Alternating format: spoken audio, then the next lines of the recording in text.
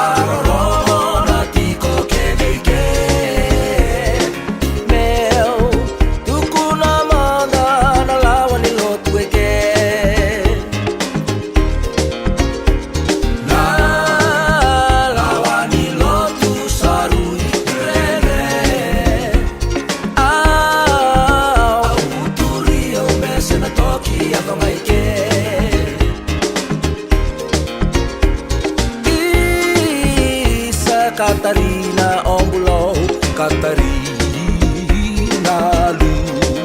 Siwalanai Suruolia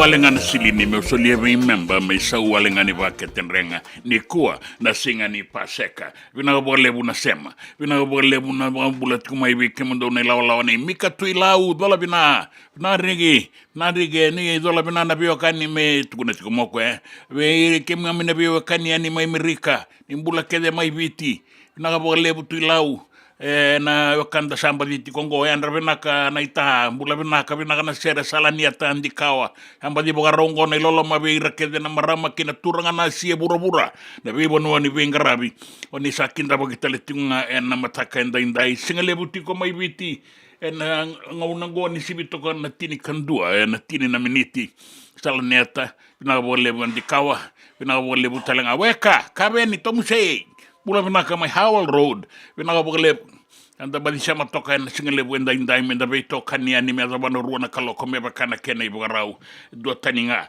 na ibugarau ni bengarabi ni radio mbulando wata San Francisco ni kauti kenda wata mai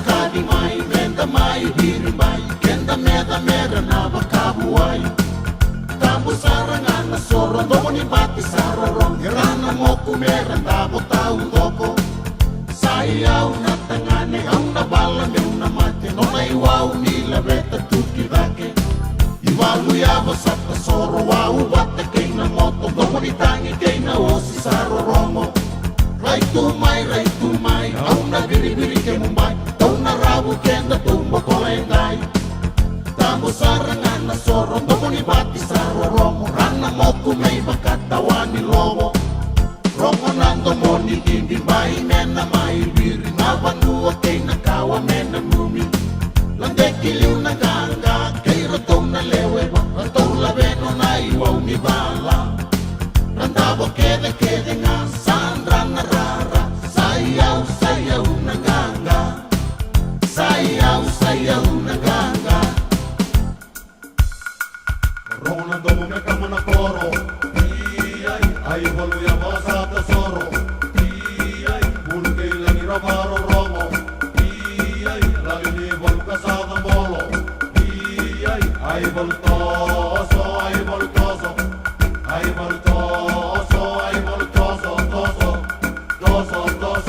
era kadi mai menda mai diri mai kenda meda mera na bakabuai Tambo sarangan na soron Doko ni bati sarorong Irana mo kumeran Dabo tau doko Sayaw na tangane Au na bala meu na mate No na iwau ni labeta tuki dake Iwalu ya wasata soro Wau bata kay na moto Doko ni tangi kay na osi sarorongo Rai tu mai Au na biri kay mumbai Dau na rabu kenda tumba kolendai Tambo sarangan na soron Doko ni bati sarorong Rana mo kumay bakatawani lobo Rongo nando mo ni bibi mai mena mai bibi Nabanua kay nakawa mena mumi Lande kiliw na ganga Kay rato na lewe ba Rato labeno na iwang ni balang Randabo kede nga Sandra na rara Sayaw na ganga Sayaw na ganga Rongo nando mo me kama na koro Ay waluya wasata soro Iyay Pulkay lagi rabaro rongo Iyay Lalimi walu kasata polo Iyay Ay walutoso Ay walutoso Ay walutoso Ay walutoso Toso Saran roni ralenga no reina kisase Rava kalolo mataki tuna meda Tamu sarangan na soron Doko ni bati sarorong Hirana mo kumeran Dabo tau doko Sayaw na tangane Au na bala meu na mate No na iwau ni labeta tuki dake Damai marau kede Tuba na matani meke Rongo nando ngoni bende kay na sere Sana dana ganga Saran ro kede nga Mata meke meu duki rara Marau na banua Meda sara mainduka Nonda kawa na banua Sambula Solebu sana taka Meda marau taka Non ranganga Non datoani bala Rongonan rende beiwani Sara marau na baki Saira na nonda isaki Dona nu mama tuan Bulani nonda banua Due na linga mundo Dua Due na linga mundo Dua Rongo nando mo me kama na koro Iyay Ay waluya wasata soro Iyay Pulkay lagi rabaro rongo Iyay Lalimi walu kasata polo Iyay Ay walutoso Ay walutoso Senga pinalikawan raw na waka kekiba. Ia endona kainda wipu ke kawakamaman tataka tuna bengaravi. Oya ke tuna kenda to kakana. Leika na dalo na bisikete na reo bata na sunbells e tinimbulu Macau. Oya kenda tuna senga tikunin driver se senga ni wakamotoka kandau Dren na tutu beto seki. Erto satu wakarao na Divine Pacific Food Mart mai Sacramento. Merto talaveani na nung ni boli-boli. Rawa Sara. Witartar ngayani na taliboni diwan 21 toluva diwa ono saibarua. Merto bakarotaka katalada may nanong ni boli-boli na kinagona totolo tutua. Divine Pacific Food Mart, Viturua Diwawalu Franklin Boulevard, Sacramento, California. Number di taliboni D121 toluva diwa ono saibarua. Ertong garap talangan ikanalay waka suburi ani nanomu yaya. May nanonderto stoa kinanomu mati ni katumba. Dendram beka nangola ni kibal ni lo tena buku ni oso pakadadaka. Sendra kita beka na tos nimbula. Ko ni lenga sinu ingaw-gawa. Nana magi mai kina programu warotaki. Mai vera tau na New Methodist Christian Fellowship USA. Nongu chisu, nongu banoa. Rongo vina bima manione na kabini buku lulu bei Kemando California. Bima mani dua na singilewu ni lotu lewu bei Kemando biti. And a radio bulando wata San Francisco. Me kauti kanda wata mai. JJ's Food Shack. E tigo kete kina na kakana boka biti me bakana kokonda. Lobo benga ni ngai kani doitu na bundi nan dalo se tapioca. Na kakana boka malangi me bakana steak baka eloka kena coleslaw. Wee! Na karitoa sa wadha badina na kani kana. Kay tigo talanga na nondo specials and lomo ni madawa. Dau tamba na Facebook. Na doi ni tiwa ya na bani mandrai pai kay na bungatale. Go na JJ's Food Shack. View Valley mo Billie Jean Street, Santa Rosa, California. Karo talaga nito dili mo yang may Santa Rosa, may yato sarani kinavato. Giritirito sana kinavitu sa mabitu tolo vio tolo dundu al limono. JJ's Food Shack, Santa Rosa, California. Na nonda watawata kei City Veni Raturala.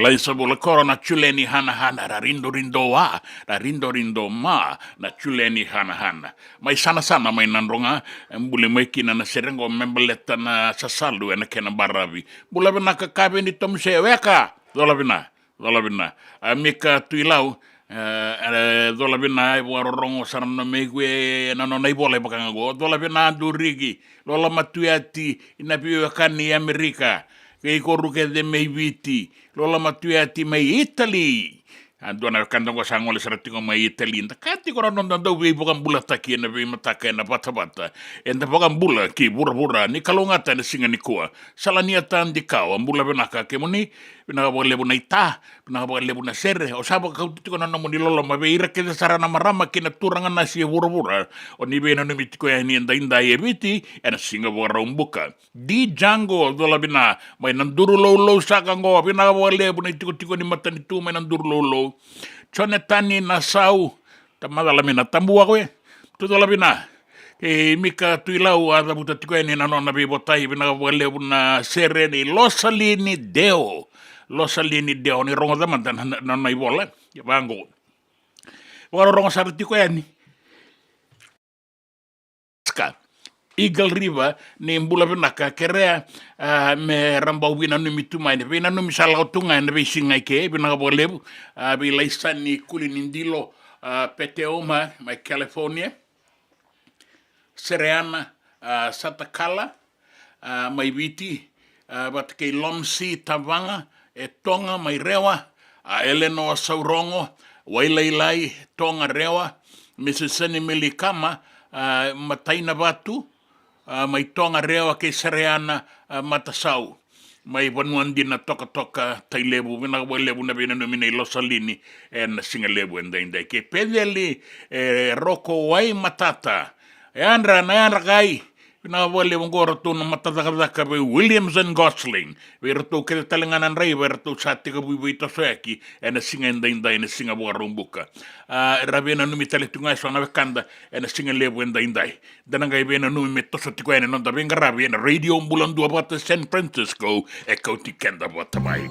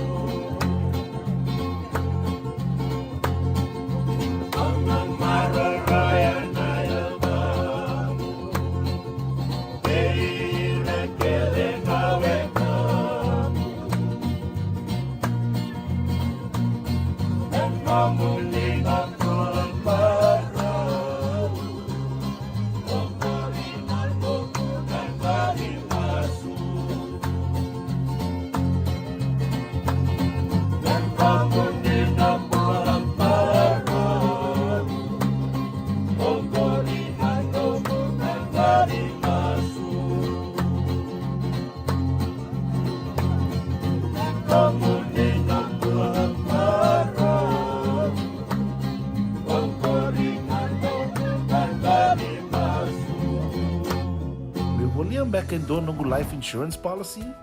Nakakira ni tutana katil kabitu ni akostita na 2022 o sangir takasarabiri ni tauna. Kami ngaya kina maga ngaya salah ko mana check.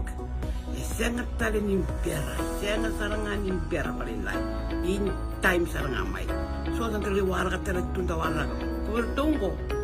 Au sahara ko dengo kamu binaksa. Iyo, o ya sarangan buna. E rau sara. Sa tiko na pepa se senga. Bula binaka se tobi mate. Kambani dua nga kana soma mena claim na lom ni rosa nga bulu kavana ua keada na lenga nisa e mbaki roa tina policy. Text mai kina wasa e walu ba dua tolu walu lima e na kena i tuku matai lalai. Hoya na wasa e walu ba dua tolu walu lima. Doyan Robina kana maraman na ita. Do samba di ba kusa iwe. Yandra na ita. Kita sili katalaw mande na Orange Lounge. Maleka. Gora san badi kata-kata pinagasar tu nga toboy siyang pambakaw. Ngay way dala tu kinambata. Koe serengan kori. Sono ngona santa pinakat serengan na kenta kakana. Di na to zoko. Kaya kito sa nang berata ni baga singalebu, kito sa nang gali baga kabi ngaya ni kina. Na Orange Lounge, katalaw baga singalebu sa baga kabi, e baraw tayo ito baga manggo sanggay totoka na buno ni kana. May namenda to with the kanay baga singalebu sa baga kabi, may baka na baga sakera, na sui, ikatabu teke, roro baga lolo, kay na vida tale. Giraraw mo kila na menu ni singoya, na Orange Lounge, tolo-tolong dua, Orange Street, Santa Rosa. And dua tala na tamang ni Divine Group of Companies. Dola may na walang kaloka na mataka, kina walang kaloka anambongi moniti kina singatambo na Orange Lounge. Tolo-tolong dua, Orange Street, Santa Rosa. Dendram beka nang wala ni kibal ni lote na buko ni oso pakadadaka. Sendra-kendra kita beka na itos-tos ni mbula, kuha ni lenga sinuing gawa-gawa. Nana magi-mai kina programo warotaki. May veratao na New Methodist Christian Fellowship USA, Nongu Chisu, Nongu Banua. Rode na bima manion na kabini buo lulu bei Kemundo e California, bima mani dua na singilewu ni lotulewu bei Kemundo e Viti, and a radio bulando wata San Francisco, me kauti kanta wata mai. Nanonda wata kay sitiweni raturala.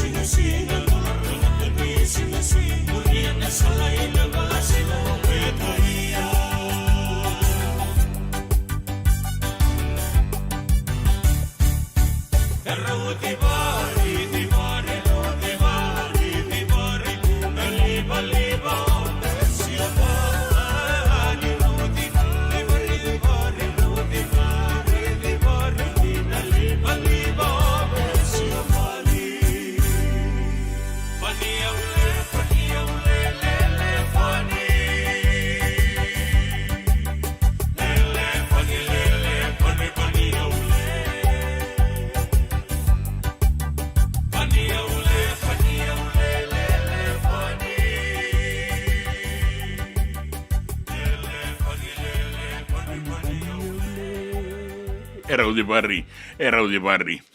Ni sabo tongo rusang kawalu na miniti mitini karua na kaloko na singalebu mai suba mai viti na borongo tiko kinango ve na talatala Lal Muhammad na imatai ni nona dau weekenda na mataka endenda bina bolebu na sema tiko mai ndo umbula bina ka mai malolo o Freddy na rambe ke retono na la e malolo seo amatu dola bina na talatala Lal Muhammad Tei rau chiko nei lavo Lava, san ram na buchi ora gira sa rau chico nei lava, sa sto so mi chico na kai lava ki mai. Sindam bevele tu. Songa so pe kenda ngwenda sabi ang garabi tunga, garabi chunga. Tei manda. Te manda ndo no mu ndo na long nom tabioka nandalo. O ba binaga benungu bagata sa te rau chico ke to sa te chico so na ubi. Rau chico so na ubi. Rau chico so nandalo. Nduan rau 5,5 bulan dal gitu sa tia rauchu. Benar apa? Betul gitu bawa rauchu kan bosnya mbak kau dagli. Na bawa rau. Kun bawa rauchu kan tak cuma nduan kan matak. Bawa rau binak. Na istri ni lotu. Le suba tale na kama kau ke kai binaka. Doutor mai. Wala siya mai na kaya. Wer nangka serelako, rambuno, era taumbale, era kosoba na wai. Era rambe atana ulni banua. Kendango via chico na pajero. Arau mai lebu chico na kete. Alele manda na pajero. Langan de tamlaga. Doga naga. Boleh manda dona lur vital tal. O deigo kuni boleh dona lur ker. Lebir na tal meta kata. Lebir na tal ngona le vale setal mai na image ni lotu waisle. Kandin.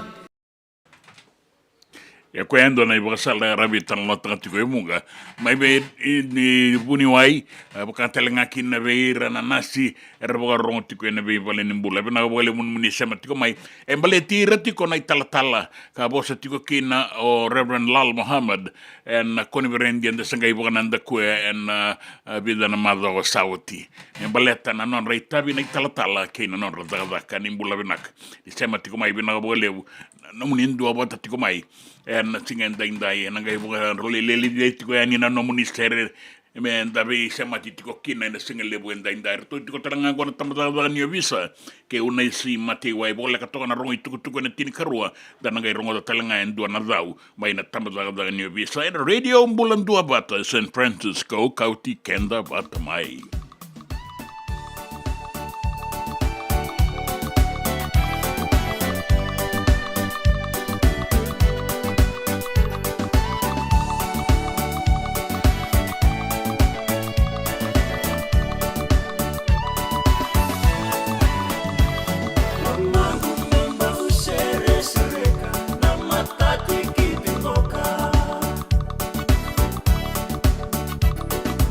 Kambana ni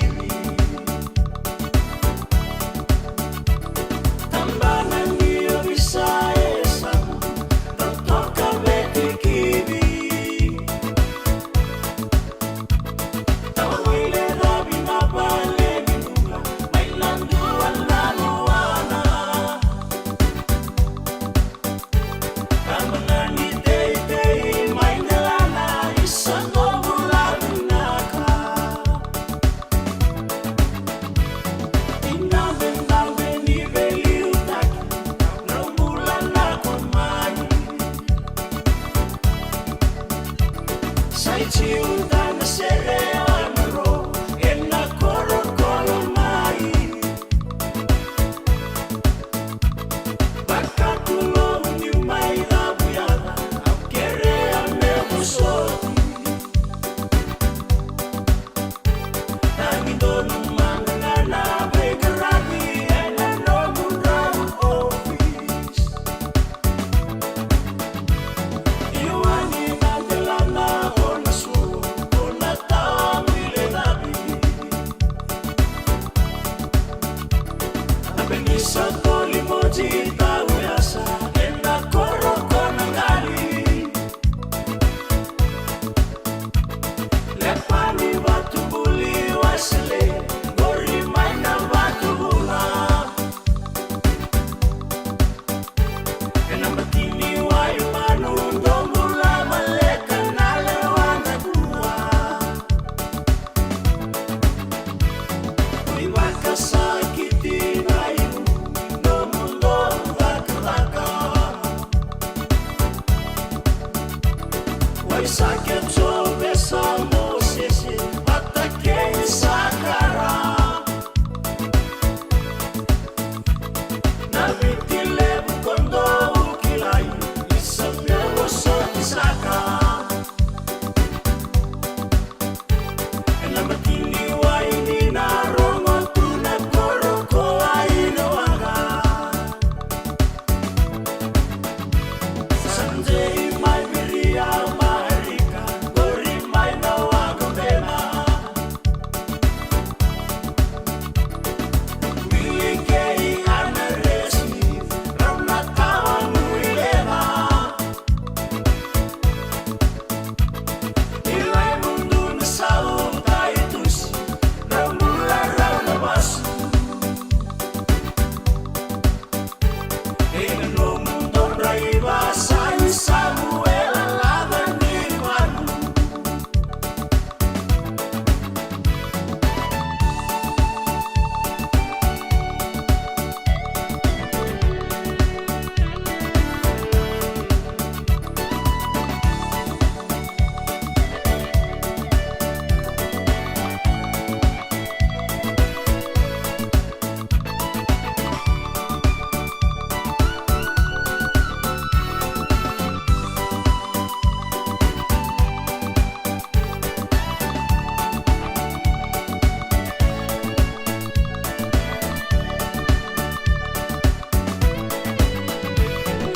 Rabi ena dina na busota Dokila etani kina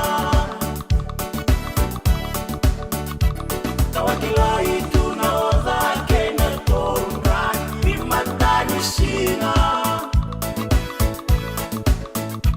Irene waki bei wali saluaki Duni bei garabi Yukito goi mai dolo Doki sikamo mai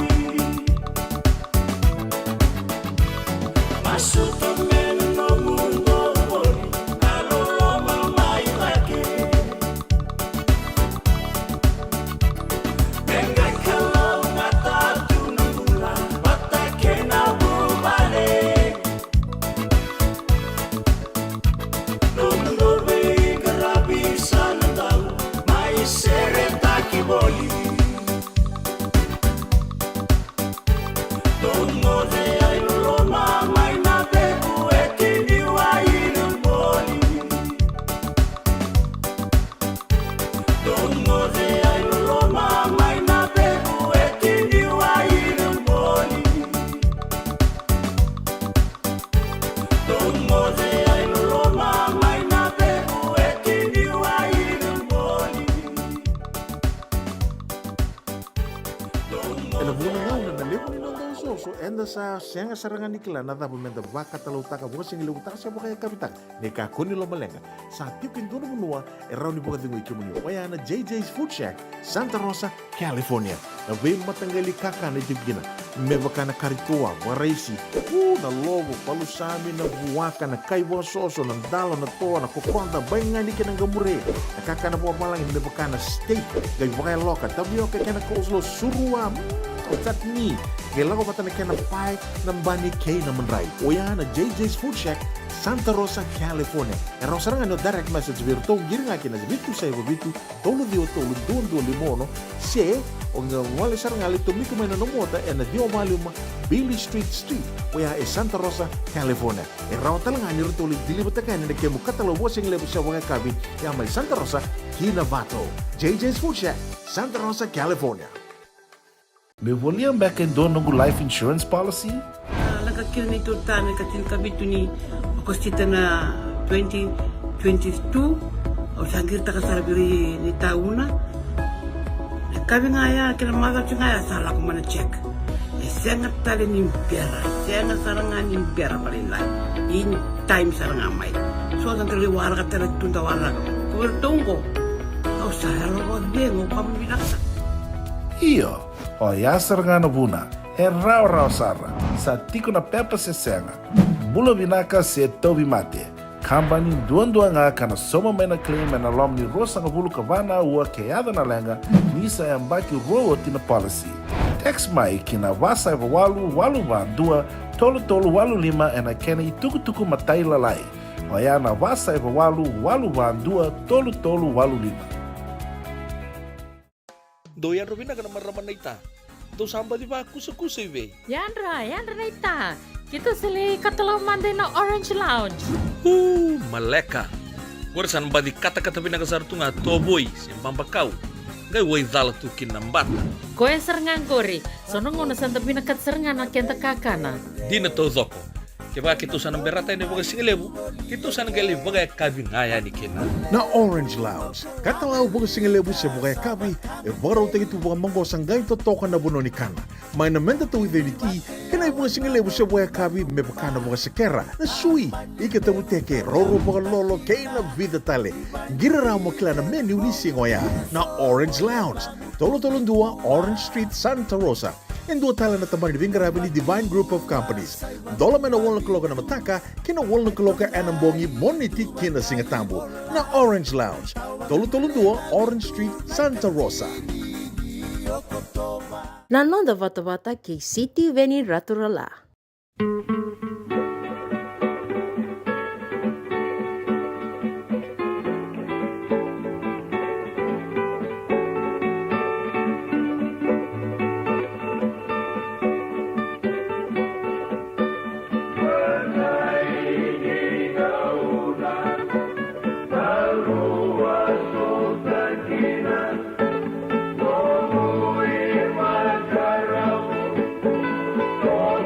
Garu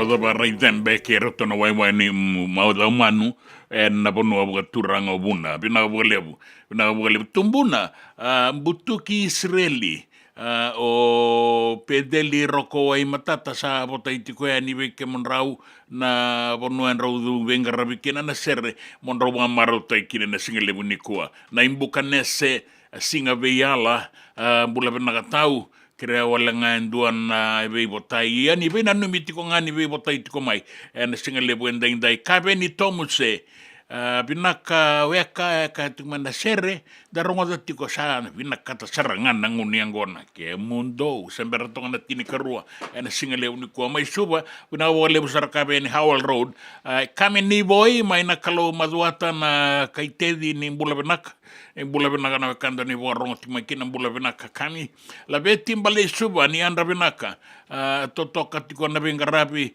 lolo mama suani waga New South Wales Australia binaka wale buna sama tiko mai abata ke rato na ilawa ne William Bueti tukuna tiko mau kabe ni usini kila o di ngo o ba madala taka tiko mai ia sabo bina binaka wale bu e wa madala taka tiko mai ni tukuna mai ni ko ngori na basu ya sawa usanga ni tora rawa wa binaka se o den robi talo no kaya William Bueti ni bula binaka na ita bula binaka wale une bengara vini kalau ngata tiko na singa wa rombu ka inda na singa ni paseka sa o tiendo na madao mai viti taisam na bolebu na ba singa lebu we taise na nama we le na nama ngana tuali na kai koso totoka na bororongo binaga bolebu sarting mai ngona pananam bow pine station mai nanronga binaga bolebu taisamu binaga bolebu na be sema titiko mendara waraka tiko ni tukutuku na nonda bono na be sai buruburan dar borongo talitunga kina tamada ngani visa wata ke una isi mati wa yana singalebu inda binaga bolebu na bengarabi binaga bolebu na sema tiko mai and a radio bulan dua batango San Francisco ko tikenda batamai.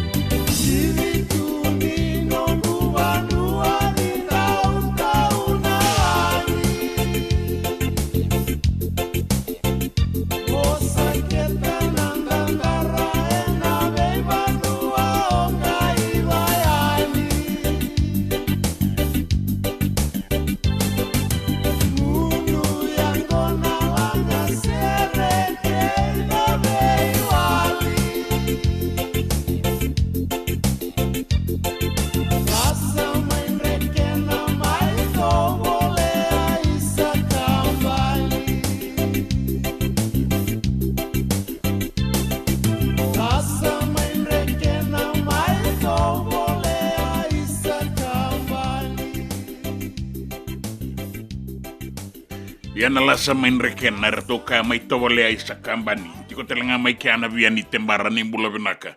Anta bora rongo manda na ngau ni savo el babi mama na miniti mitini kerua. Na dau mai na tamba da ni bisa ke una isi mate wa erto sange kambata na bani buaka. Ngai dabo na dabo sange yaldo. Ora to na butako buaka erto ngai mbula. Ele ibisu tale mai na liu ni abusa. Dona kisi ke to alingarava. E tō la dorvor tō kambatan tō nambai ni waka, tō waka matea na waka. Kati tō kaya no tō ke ni waka. Kem tō ki langor nongo waka, chiko lo iku sen ke bonongo. Kem tō ki lani dal na kanto da kaba, chiko lo sen lewa. Saka di bina kisi. So ilmi bina kisi o sin kilan, o asen itu vea o na list nor tō kisi. Kango kaber tō boys mai, tō ki lani dal. Siang ke tō sin dal. Ke lako ilo mea andur na matay maramani lewa. O sa pabinaka, kung ano reso mo, kung ano milaulo, malito kung ano rin ito da bali limin ito ito. Tukuna nakandina. Awasin nama ka nakartuali kay loma. Saan duro matay? Pamadalata ka na naman doon pamatay kinabuak. Ayaw na lubin tuy. Nung tutu na tuy ni Banongo. Aw lewa na buwak, aw leway kwaya. O kwaya, sini kay Banongo, kwaya bawa chinga miki. Lako na kinakarua. Pamadalata ka na tapos pamatay kinabuak. Kako nungu ratu e ngone vino na ratu ko e bosa utia. Ayaw na kay Banongo e ulewa. Angaya no kena katolu. Sasi kena leni wa bosa babinaka. Kwani ito busombo. Kakoyo nungu nana nanganen raw nungu ratu. Ayaw basutura ngay korongo. Kena balambalea na kake de utara. E warindu e raw ni bosa kina. Nalawa e didi nga no na didi. Law is law. Nyo taraba ka taon doon, ndo na yaya sa kaninomu. Rachachi tu kinangona lubenda. Offense of theft takes and carries away without the owner's consent 9 to 15 years imprisonment. Ito na kinabigyan to, yan na singoya na ito yang gaitaw bay tuy. Bay liuliu ni abusa. Baleta niya warin ni babu lider to, kaya o turanga mo baka turanga. Turanga warin tukutuku ni koya, warin dokon toka. Turanga e marro na tamatam bulangi e marro na yaw ni banua. Na ibabu bulia ya na nono dono ngone me baka bulidi baka dono. En rauti ko nan dono ni ngone. E senga ni ndua na nono dono itu kia o ko me lawai ko bati ko ya. O ko ni duri na matamaten ko rivuli align his hundreds of rights to the 100 school rules. Ni duri lo mani koro align taka na nono dono kinalawa ni koro. Ni duru ki bali lotu align taka nono dono kinalawa ni lotu. Ia bagat ko na kena itau tau ora to na la ye tu kuna ni rato lubeni tui rato ngai mbula ngale kau mai o tui mai dola ni tu tong ni buta ko waka e bala ngau tu ngade singa le wenda inda ni dawara ka tikori tu non da banua ke na be sai burura o ya ubia semata tiko en ndo na be shuritingo nei taisa mo mai na nambo pain scheme na singa lebu ni kwa nei baga singa lebu na nama watake na kai koso ko konta. Me I doinga ni boro rongo tiko mai ena radio mbulan dua bata ni kau tikenda bata mai San Francisco ena singa lebu endai sa kini karuana kaloko.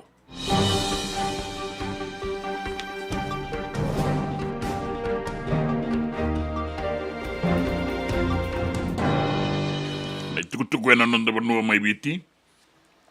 E bogarita kana Reserve Bank of Fiji mange ni labo maroro ini matanitu ni e boroka induana isau ena rawa kaba in labo ke na tumbu en duana rau tolu sanga bulu ka 5.5 na milioni na lebu ni labo e rawata ena mbaki bagai labo ngo ma na ruana undolu rua sanga bulu ka tolu ke na ruana undolu rua sanga bulu ka ba na ilabo ni banuatani na foreign reserves e tolu poindiono na bilioni tukutukungo boga sabuya mai na kobana ni labo maroroi ni nonda matanitu na Reserve Bank na kenambange boga rita ki mai ni rawata na isausaungo na Reserve Bank ke na tumbu enduanan rau tolu sanga bulu ka 5.5 na milioni membaleta na mbaki bagai labo ruana undolu rua sanga bulu ka tolu kina ruana undolu rua sanga bulu ka ba ka mai biu toka manda e nandua na kena I sau e nambaki saoti sanga I laveti da ke talengo ki nandua na iwa tangende wo binaka ka torodake. E baka tiko mai na Reserve Bank ni duanan rau tulu sanga bulu ka 1.2 milioni ng dola e na toso kina ilabo ni matanitu me sa bangoleani kina ilabo ni matanitu na kena bo e na bangole italenga e na sona bingarabi e na lomanga nimbange me rawa ni bukekin na nambula bo ilabo kina no na sasanga me la beta da kitiko nga na iba katangin ni tumbu e rawata ya kaya na Prime Minister aka ni bosota ni buke ni Prime Minister Biman Prasad na nondan daw niyaw ni matanitu ni sa tokang goy nanduan na kina iba katangin na rawa ka ba ilabo ni mbangen ni labo maroroy ni matanitu ya na binakati me bagan data kitiko nga na iba katangin de binaka ni rawa ka ba ilabo na non na bengarabi na kambani na Carpenters Group sa tarati kongo endua na hotel sa bole katalini oti bitu sanga bulu kalima na milioni ng dola na kenisa ukayadana na Hilton Garden Inn Hotel kan nandua na raw bitu sanga bulu kawalu na kenarumo ng dola suba enembaki katumay barita kamay na Carpenters Group ni bitu sanga bulu kalima na milioni ngo na isaw ni hotel na Hilton Garden Inn Hotel donan raw bitu sanga bulu kawalu na kenarumo ka nanumiti ko ni nandola suba na bula okosita ni embaki katumay bagarita kita lengamay ni na tikokinan na bonua ni kana wale ni kana bakakinan na bingarabi taleso me baletan nonra wa marutaki ka boga tikoriki na boga binaka na bulangi era na lakitawanani na be rumu eso na hotel ngo e kaya o Professor Prasad na nondan daw niyaw ni ngo na o kakina na pale ni kana na bonua ni ngunu ni be boga marutaki ke na sona bonua ni bako koeango na tombo di Sicily na ikele ni motoka bata ke na bengarabi taleso oka kina ndo na tiki na bimbi o ya na non na rawata nga ba kai koya na ibure ni menawai bata ke na kau abaga liba na kena balembale ke baka mundu baga sauri na liba na korturanga koya na rani di tanga baga taki koya na non na ibure sa tau abutingo ka sa tarati ko suba kaya nakitalangan ni sa day 2 na Carpenters Group na buko ni hotel ngo kina kenatar me bangan day tagatiko na non ramay baga marutaki ka baga tikuri baga binaka na non da bulangi sarbonoa ke baka redo mai na kortura ngai suba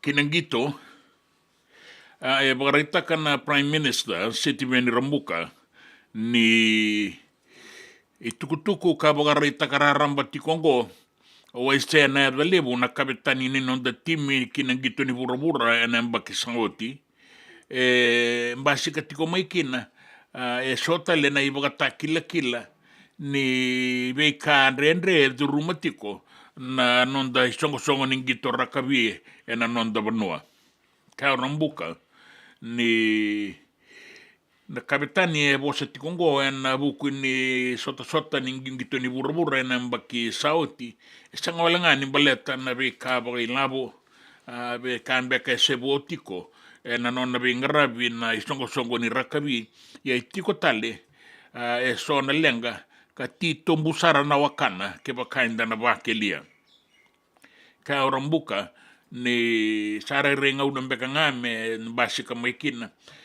son kundru baleta na bingarabi ya sanu itakatalitiko nga ni netiko na ngada ni bengarabi me sotabikina na matangali kunru bakango ke na malumumu eso e reiti ko na songo ni rakabi e na non da banua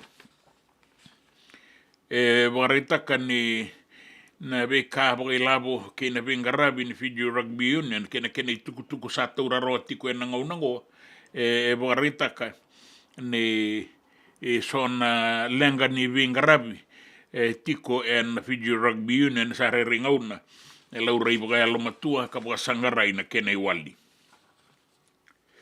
En dua na nonda daungito en alabe kambi en bakitini kawalu rawata na metali varasa en anonra sota na daulabe kambi en kene wasera na junior category en walu sangabulu kandua na KG. E baka rita kamay ni do robo en bakitini kawalungo Daniel Shaw alabe tarawa na bimbi en kena iboga tangin na snatch pata ke in poindi rawata may na Vodafone Arena en non rabe CCB labe kambiti na kenandau aboga edoriti na sotongo esuba en na madongo na bambauti ni tiko talenga na non rasa sanga eso mer mai rawata na ibaga tangin de binaka ni labe kambi na ken kalasi duindu ratiko me rawan ni rawata kina boga binaka na non rainaki ruanan raw 5 sanga bulu nan daw labe kambi ratiko ngo na kortura ngai suba tarabe ngati takatiko na idovie so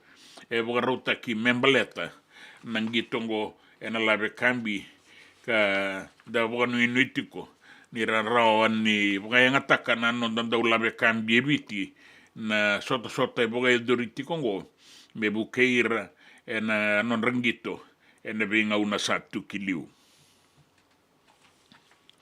kina besa iburbura boga rita kimai ni Indua na beiba na embadia indua na tolo ni ngau ni sala mai Kentucky mai Merke. Ronga da wasoman na matangali basulao bagongo ni bagai dori mai bonuata ni bagam bimbiti ko mai Merke.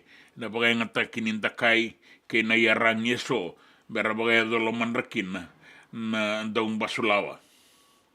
Bukarita kimai ni yado tiko na beiba nango na dua na tolo ni ngau ni sala mai Kentucky rasaya pala tiko na tambala bagan yo visa keiran dau bingarabi na maroro ini lawa mai kea me bukan nyamuri ka tombo merabe sumai o era bukan dora na ibu raungo baleta ni beiba lolo matakitok veira na dau bito se kinga ni sala rasenga ni kila na be kai wara ki retu ena non rei lako kinan raki na itukutuku nin raki membeleta na non da bernua mai viti bata ken kena be tu anu na uku na lolo atau banga una na uda en kabien daindai baka kina en singani mataka ke na muani marlawan da baka roda beta eningo ne baga rete ki me kine ni sang ni besa u baga lebu ni tuba kini rakin dando no mga tiko maya na singa na noa kene iteka bu ni marlawango ni na tau banga una na uda u kuna loa liwa tiko na deba ke na toka lau deba na barabi ni deba ke ibiti lebu mai na mosi serua baka kina na barabi ke nan ronga baga rete ki me kina ni nandei kota na ituba kinin raki me ado sarma isuba na usori na bualiku kei tai lebu na sana ora na deba kei mbua na toka lau kei maduata kena barabi kei da kaunrabe na kena bea tu anu wiliki no lau bata kei lomai biti na tau banga una nauda kuru na banua ana dei kota na ituba kinin raki ongo me adoba na kabian daindai kina singa ni mataka raki samber mai ena muani marlawa ena taubanga una nauda uku na loloa te bebo no taleso en raki mamarda kana dei koto na kene tuba kimbula tiko kabora na wasawasa ena sona ngauna na dei koto nga na toka lau deba kei na toka lau e na nonda vanua me dova na singa ni mataka kei na mua ni marlawa raki sember mai e sanga so tini ve sau sara mo lebu na kena tubaki mai na kena ndon donu maka na singa ndai ni kalongata so i koengo na tuku ni raki na tuku e na nonda vanua na tuku ni ngito ke na tuku e na ve sai burubura Na nonda bata kei siti veni raturla.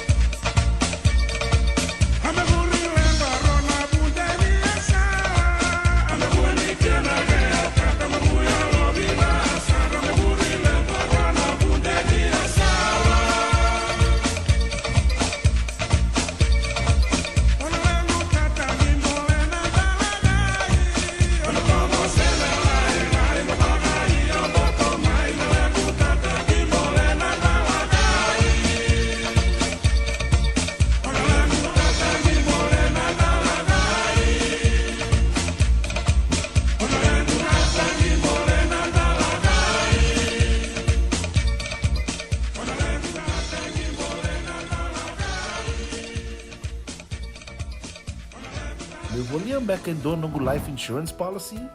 Laka kira ni tutana katin kabitu ni okostita na 2022 o sangir taka sarabiri ni tauna. Kabi ngaya kira maga ngaya salah ko mana check. Sengat tali ni biara, sengat sarangan ni biara balilai. In time sarangan mai. So ang kali warga tala tunda warga. Kubertungo. Au saya lo dengo pamilaka. Iyo, o yasar ngana buna, e rau sara, sa tiko na pepa se senga, bula vinaka se tobi mate, kambani duan nga kana soma mena claim na lom ni rosa nga bulu kavana ua keada na lenga, nisa e mbaki roa tina policy. Text mai kina wasa e walu van dua, tolu walu lima e na kena i tuku matai lalai, o ya na wasa e walu van dua, tolu walu lima. Doyan Robina kana maraman naita. Do samba di ba kusa iwe. Yandra naita. Kita sili katalaw mande na Orange Lounge. Maleka. Gurasan ba di kata-kata pinakasartunga toboy simpang bakau. Gay way dala tu kinambata. Koe serengan kori. Sono ngona santa pinakat serengan na kenta kakana. Dina to zoko. Kaya kita sana berata ini bagai singlebu, kita sana gali bagai kabi ngaya ni kena. Na Orange Lounge, katalaw bagai singlebu se bagai kabi, e baro te itu bagai manggo sanggay to toka na buno ni kana. May na menta to ide ni ti, kena bagai singlebu se bagai kabi me bakana bagai sekera. Na sui, ike te muteke roro bagai lolo kei na vida tale. Gira ramo kila na menu ni singoya. Na Orange Lounge, tolo 2 Orange Street, Santa Rosa. en dua tala na tamani vingarabi ni Divine Group of Companies. Dola mena wolna kaloka na mataka, kina wolna kaloka anambongi moniti kina singatambo na Orange Lounge. Tolu dua Orange Street, Santa Rosa. Denrem beka nangola ni kibal ni lo tere buku ni oso pakadadaka. Sen drakin beka na tos nimbula, ko ni lenga sinui gawa. Nana maki mai kina programu warotaki, mai vera tau na New Methodist Christian Fellowship USA, nongu chisu, nongu banua. Rongo na bima manione na kabini buku lulu be Kemando California, bima mani dua na singilebu ni lotu lebu be Kemando biti, and a radio bulando wata San Francisco, me kauti kanda wata mai. Na nonda wata, kay City Veni Raturla.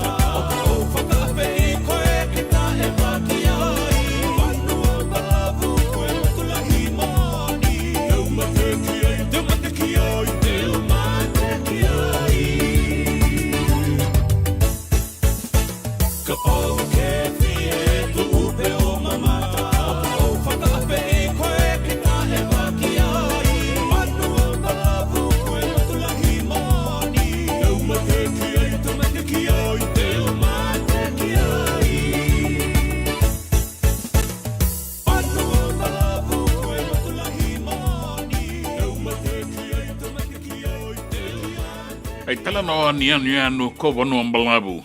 Ando nganu ni vina tu ani ke ne loloma ke na sitoa mai sawana ke kwena ke ne tau ke ni bula vinaka.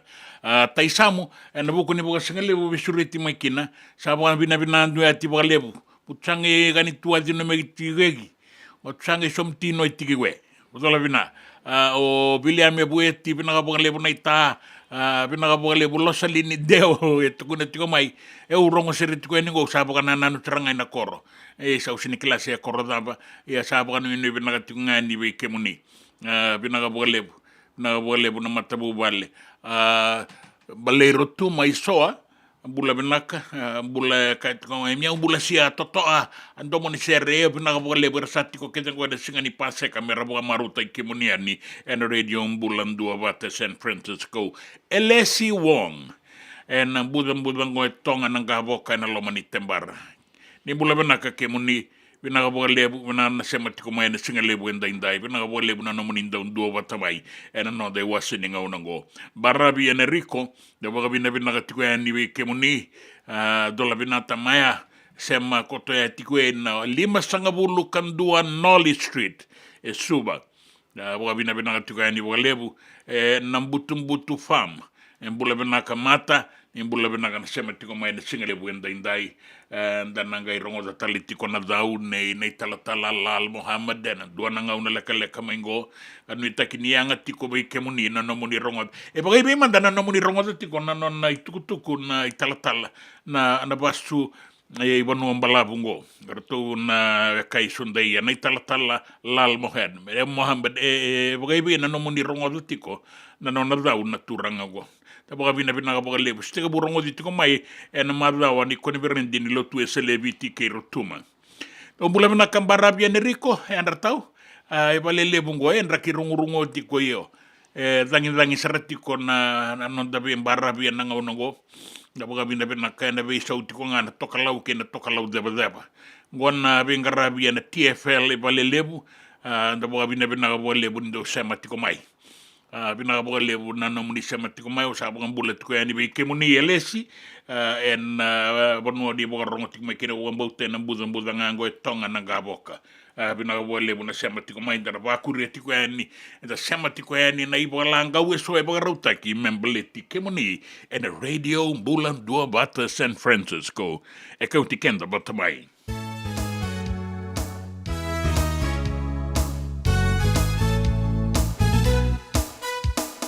Rau buka sabole Kemasinga di lala tu beike Kampung ini ku meda mabeke Tandai ala nino dasare Kesadina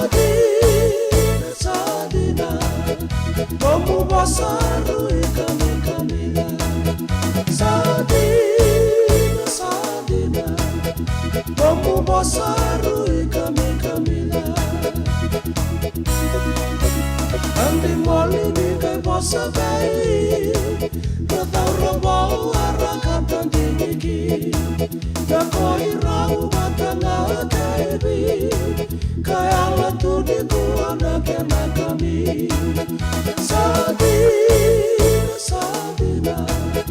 Bomu basaru ikami kamila Sadina Bomu basaru ikami kamila Sadina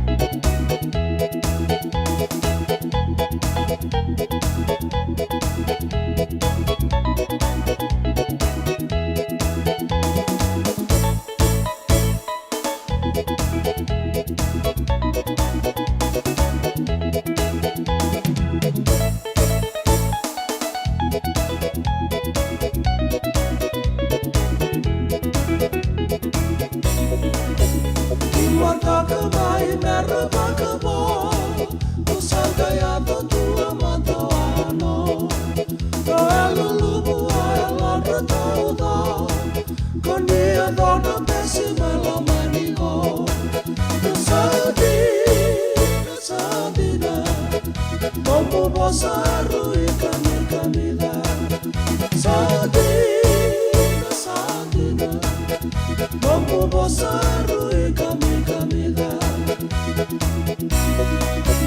Ni mote me usage lesuta E ki totoe mai na tuida E lolomo e tawai lanira O bei ke muni kede sa E sadina, sadina Como bosaru e kami kamida Sadina, sadina Como bosaru e kami kamida Sadina, sadina Como bosaru e kami kamida Sadina, sadina Como bosaru e kami kamida Sadina, sadina Como bosaru e kami kamida Sadina, sadina Como bosaru e kami kamida Tinga bang rombukan ni kua. Talano ane seko ve rai korosan dina no mubosa rui kami kamida. E ni sibi tongona tini karua na rosang uluka vitu na miniti na ngau na mai viti en da borong kina ve na tala Lal Muhammad. Baleta na tutubi. Na tutubi nga endo soli nga na kena ngau na tiko nga na ngau na endo soli kina da senindrea ba Italia. Na tala Lal Muhammad. No tiko mai singato kasi bata Nakada kabeo nga se Lucas no tagabea. Lako.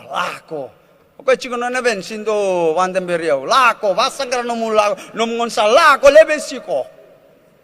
Mongi se singa. Kata na singa se lio menadava. Se tau nauda. Oi ko mola ko chico na. Kendango tau ngabango na udanda sa tutubi. Na tutubi ngai solinga ngonum retirement.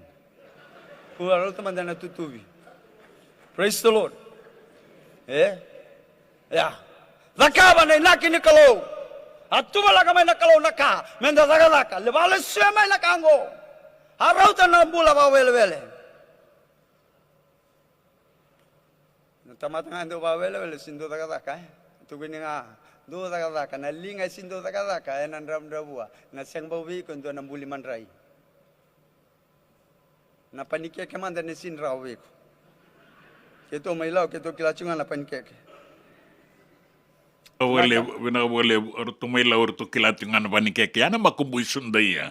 Na italatala Lal Muhammad membaleta nan rei tutubi. Sibitongo na tinikaruan na rosang abulu kandiwa na minitin. Wakureti ko na non da bata en radio bulan dua bata na singalewo endeng. Da ina biumbani.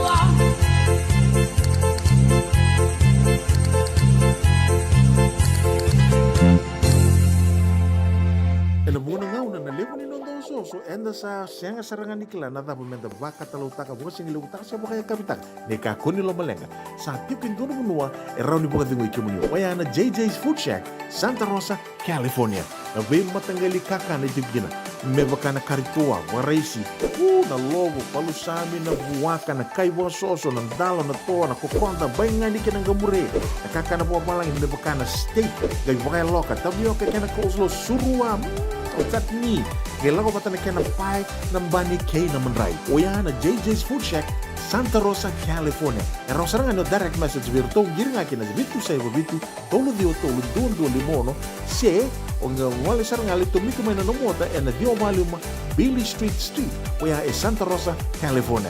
E rawata lang ani rutuli dili batakan na kemu katalo bosing lebu sa wanga kabi ya mai Santa Rosa, Kinavato. JJ's Food Shack, Santa Rosa, California. Me voliam back in dono life insurance policy? Nakakil na ito tayo katin kabitu ni Kostita na 2022 o sangkir ta kasarabiri ni tauna kami nga ya kila maga nga ya sala ko mana check sengat tali ni pera sengat sarangan ni pera palinlay in time sarang amay so ang kaliwara ka tala tunda wala ko tungko o sala ko dengo kami binaksa Iyo o ya sarangana buna e rau sara sa tiko na pepa se senga Bula binaka se tobi mate. Kambani duan nga kana soma mena claim na lomni rosa nga bulu kavana ua keada na lenga nisa e ambaki roa tina policy. Text mai kina wasa eva walu ba dua tolu walu lima e na kena i tuku matai lalai. Oya na wasa eva walu ba dua tolu walu lima. Doyan Robina kana maraman na ita. Do samba di ba kusa iwe. Yanra na ita. Kita sili katalaw mande na Orange Lounge. Maleka. Warasan ba di kata-kata pinagasar tunga toboy simpang bakau. Gay way dala tu kinambat. Koe serengan gori. Sono ngono santa pinakat serengan na kenta kakana. Di na to zoko. Kaya kito sana berata ini bagai singelebu. Kito sana gali bagai kabin ngaya di kena. Na Orange Lounge. Katalaw bagai singelebu siya bagai kabi. E baraw tayo ito bagai manggosang gay totokan na buno ni kana. May namenda to identity. Kena bagai singelebu siya bagai kabi. May bakana bagai sekera. Na sui. Ikatabuteke. Roro bagai lolo. Kaya na vida tale. Giraraw mo kila na menu ni singoya. Na Orange Lounge. Tolo-tolong dua Orange Street, Santa Rosa. And dua tala na tamang ni Bingarabi ni Divine Group of Companies. Dola may na walang kaloka na mataka, kina walang kaloka anambongi moniti kina singatambo na Orange Lounge. Tolo-tolong dua Orange Street, Santa Rosa. Na nonda wata kay City Beni Raturala.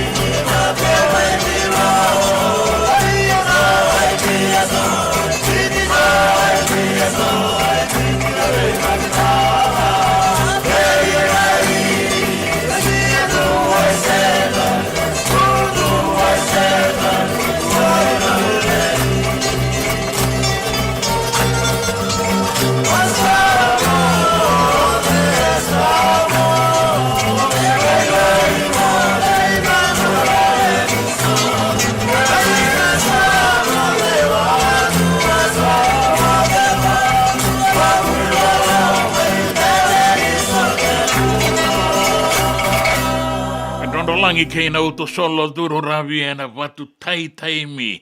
E sona kai india, sona kai viti. Nei mami daka na teira isi.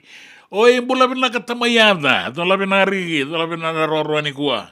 Rato wana nanu tiko mai na bingarabi. E na dona vale boka viti leilai e na sani tombu. E na hotela na Holiday Inn e Suba. Bina boka lebu na bingarabi, bina boka lebu na boka ebiabi. Bula bina, dola bina tamayada. Wanu ini bina na singa ni kua. Ngai me sota na ebiabi. Ne manilingan dua, bula bina ka ratu. Bula bina ka Jerry Momo. Serian Momo, dola bina rigi, bina dua na bingarabi. Iyo bina katalengana bina numi. Mai tori katina ini bula bina kemuni. Kila tiko ni nani dola wede. Beisingan na sangan ni dola. Tapi na mga lebu na sema mai. Na radio bulan dua bata. Kemuni mo ni sato ki mai Santa Rosa. Balata na bibia tutu bata talenga. Na ngauna bata kena kenan raki. Kena kini kata-kata bina katunan raki. Mai be kemuni. Tori katina bina mga lebu na sema tiko mai. And then ngai wara kasara tiko na nodai tuku-tuku enan dua na kaloko. Tuku rongo-rongo benaka. Tumbu baga tiko na bei tambana baga ilabo. Enan non rawa kaya na non dabar nuwa baga bimbi. Nambanga ni labo maroro ini matanitu na Reserve Bank. Kaya na non nangomatua. Ena mbaki baga ilabo may daba. Ena bulo tune. Ni mbaki ngo ruwa nung dolu ruwa sanga bolu kaba. Enda be siya matitiko ya ningo. Kanda na be tumanitiko ya ni na kene iwalangau. Ena singalebo enda. Waindau na kondomoni tiko kina non da seni rosi. Ramo lili ya na be imbongi ya undiba. Meurika voli lala. Oi taralala. Waindau na korondo mo, nitiko kinanonda seni rosi, ramulili en la vengongi, aundiva meurika voli lala.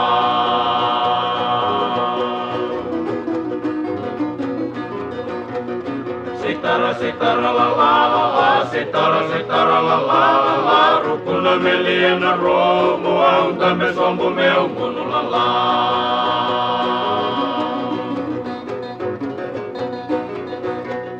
Kalivi meu vei mau, na e longo samara, o manicani la saveia, o que na lani o tau mau la la.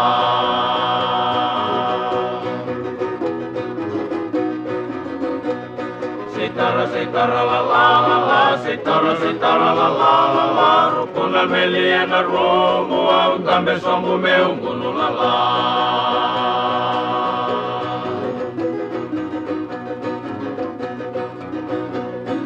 Ngoli ena matile, ulai tini ena uale, ulai sanga ena kurule, ulai soba ena disile ulala.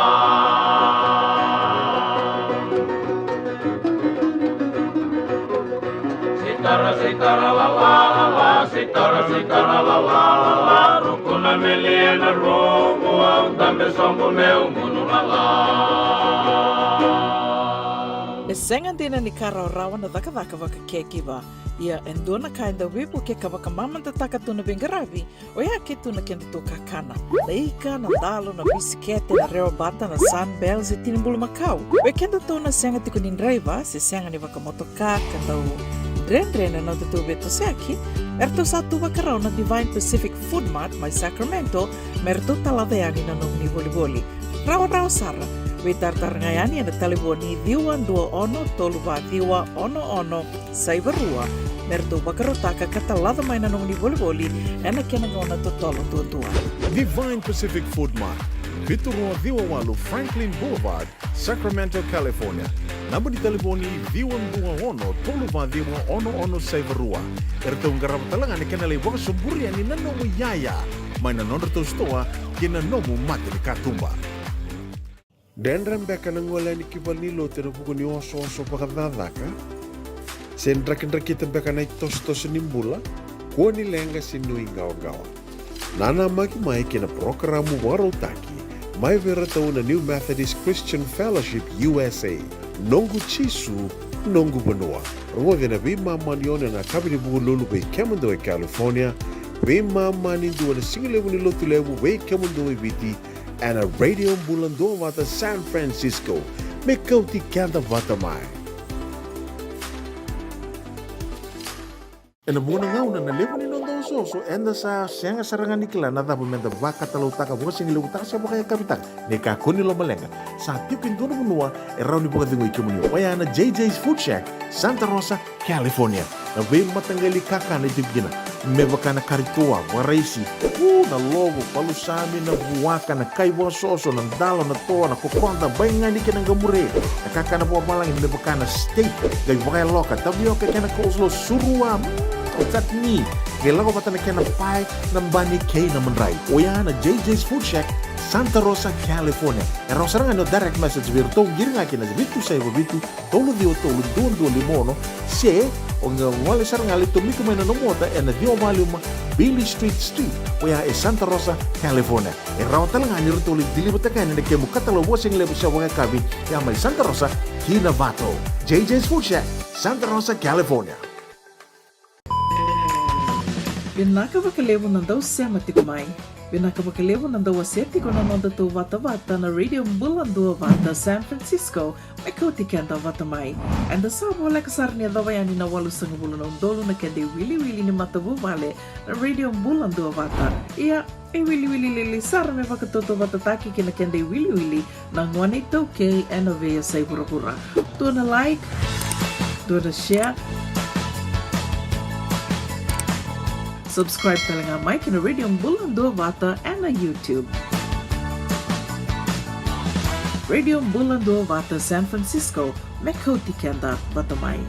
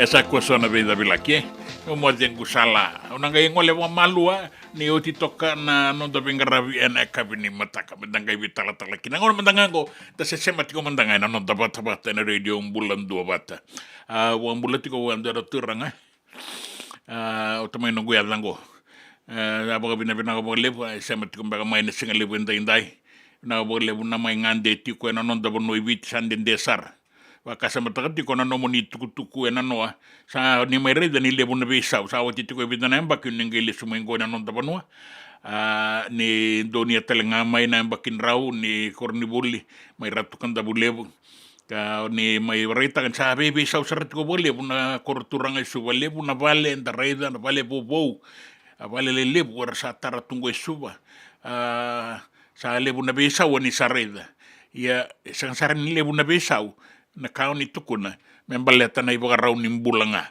weekend na leo ni bonwa dinne tiko no moni tuku na wale na sema tiko mai na singa lebo ndenda yo seri momo dola bina ndo na bingwarabi ke tori katina yo sabu ambulan tiko ni we kemuni na maram na wale na do sema tiko mai na tukuka oni ndo bata tiko mai kine na singa lebo ndenda and then waraka tiko na tuku na nonda bonwa na ndo na kaloko ai tuku mai na tamba daga ni visa gai toso tale na kenei wagalanga when radio mbulan dua bata San Francisco ni kauti kenda bata mai Ei tau api api ala ana wai ano mundo wai teke ai lange ai valu sama lusinga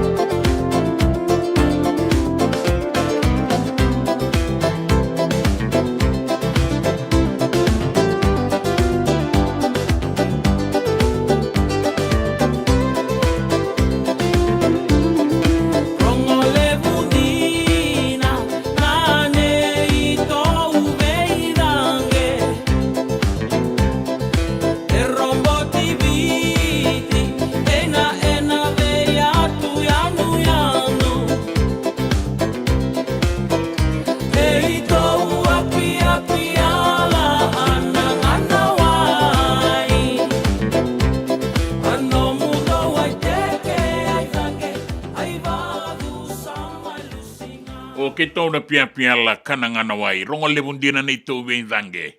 Kito veindange wabo ki viti ia na kena vei watu wano. Apoka bina apoka le tori katina ini mbula bina kai. Ni sa mbula bina ka rongo tororot kono mni tukungo e vati kungo. Ni sa mbula bina ka kata bina ka tungo na singa na ya kabini singa lutu lebu na ya tuku kasan jina. Ia sabu rombu katikongo mai viti ia kada to singa lutu lebu bata indai. Santa Rosa sabu toka vito na miniti me ono na kaloko. Nda rongo tukutuku na ono na dua na kaloko nda rongo tukutuku kina mai viti ni liu na tamba daga ni bisa. Mese te ndo manda nei balanga weke ni berni daga i rongo na tamba daga ni bisa. Isaling barada memang bosotin kemui tubuh merungati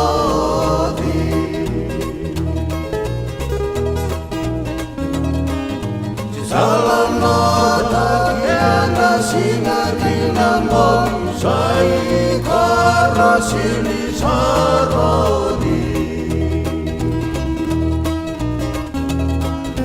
kalau seru mongi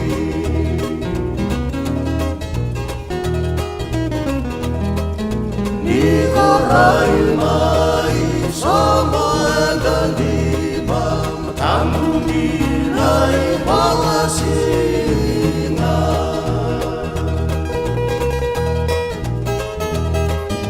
raga merah keisa Bawa tua layan rasinga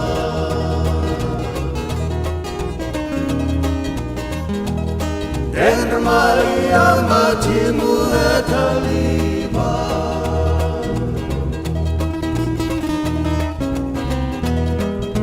Isalai moderasi tinggi Allah mayani baikkan munani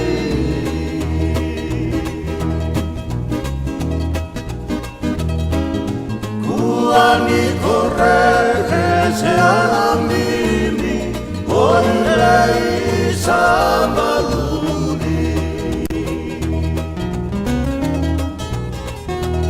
Sibiringi tinatoluni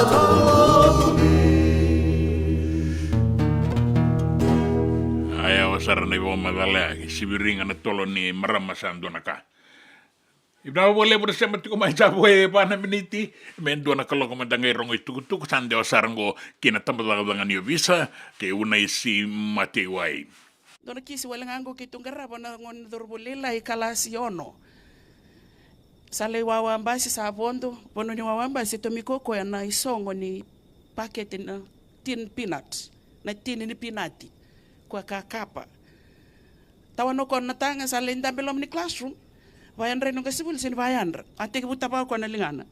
2, 2, 3. Sarkay kelirangoni. Kau minangoni ko tarung ko to na tabilang takani. Kasar ko yo binakatak nga mo mate. O yo mo mate nga ni ko. Baleta. At tagalila kayo na muso leno buwan ng lunchbox. Kay daba. O ang uli daba na noa. Iyo daba sarulay tabakin na lingam. Ito na kami biya, okay, wakila, ki usa kinto mo kiko nga mo sa kayo sudumay. Iko, binakatak nga mo, matelevian nyo, saba mo sirvali mo nung gabok. Na yoti ni bosa enda utaw bingon ni berin leivuli, ya saranga na bosa ni bitataw na kibwa. Na yoti ni bosa etaw bingon ni bimbi katu manibale, ni ngoli koribuli, ya saranga na bosa na kotiko ibuli, na singa to udoko ya. Dono ngonelewe ko yani, bosa tati nga sibuli, bosa tati kirangoni. Pero na tapi lang gabi ko. Kakombi ba may balik ko nakangatu ko may biya. Ulukaw ko tami naman dua, ada buti may buwa o kuko na ko ro simpulo may namba kibita sawo te kilrak tanga buangay. Ngone na market ta ngano no bubale ni duri mata ni kuruli. Peta to na kenda kambi. Ibe na kaira ta to na kimbeka na bibo saki na mataka inday na ngone. Dabambeka na itukutuku. Dabaga bina kaninda sa dapat ko may biti ang ngawanggo ni sa singa warombuka. Non rabita taon na kinanon da itumbutumbu. Abiran na lumenda arasati ko kornibuli ang ngawanggo. Sora sana suka tiko mena singa lebu indai sora nanga isuka ina tolu na kaloko ena kabi. Ya da boga bina kan inda rongoza tiko na beta taunaki. Au sembere tiko ni tauru na mbau tauru endo na tuku be ke monina da bororongo ena be ka era da uraga tiko ngo na boga lesi na tamba da kan ni visa. Gona ka era kunea, gona ka era reida, gona ka era ndi kebarao. Me baletira na luvenda. Ke na sala enda rao ni buke iraki na keba ka ebinaka na non dai buga rao ni bosa ka binaka talinga na non dai buga sala bira da mbeka ni tukutuku enda tatauna ki iraki na ina singa enda enda baga binaka be una isi mate wai ena tamba daga ni visa ka rao tiko kina na non da buga rongo me buga langa uni toso ni da waraka tiko na tukutuku ena non da banua kene besa i burabura sandua na kaloko.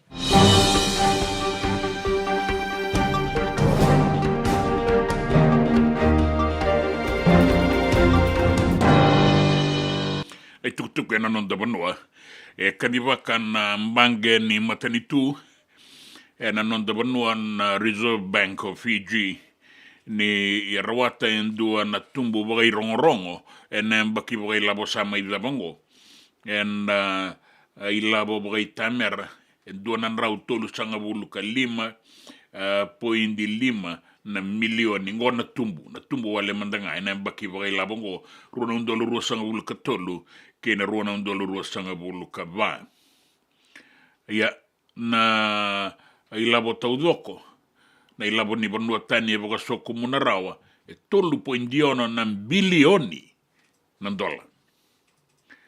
E boga ritaka na mbange ni ilabo maroro ini matanitu ni toso vinakasarna na nrato vingarabi e na lomani ambaki boga ilabo ngo doana rau tolu sanga bulu ka 5 na milioni rato arawata en buku ni tumbu mandanga boga ilabo ni ambaki saoti.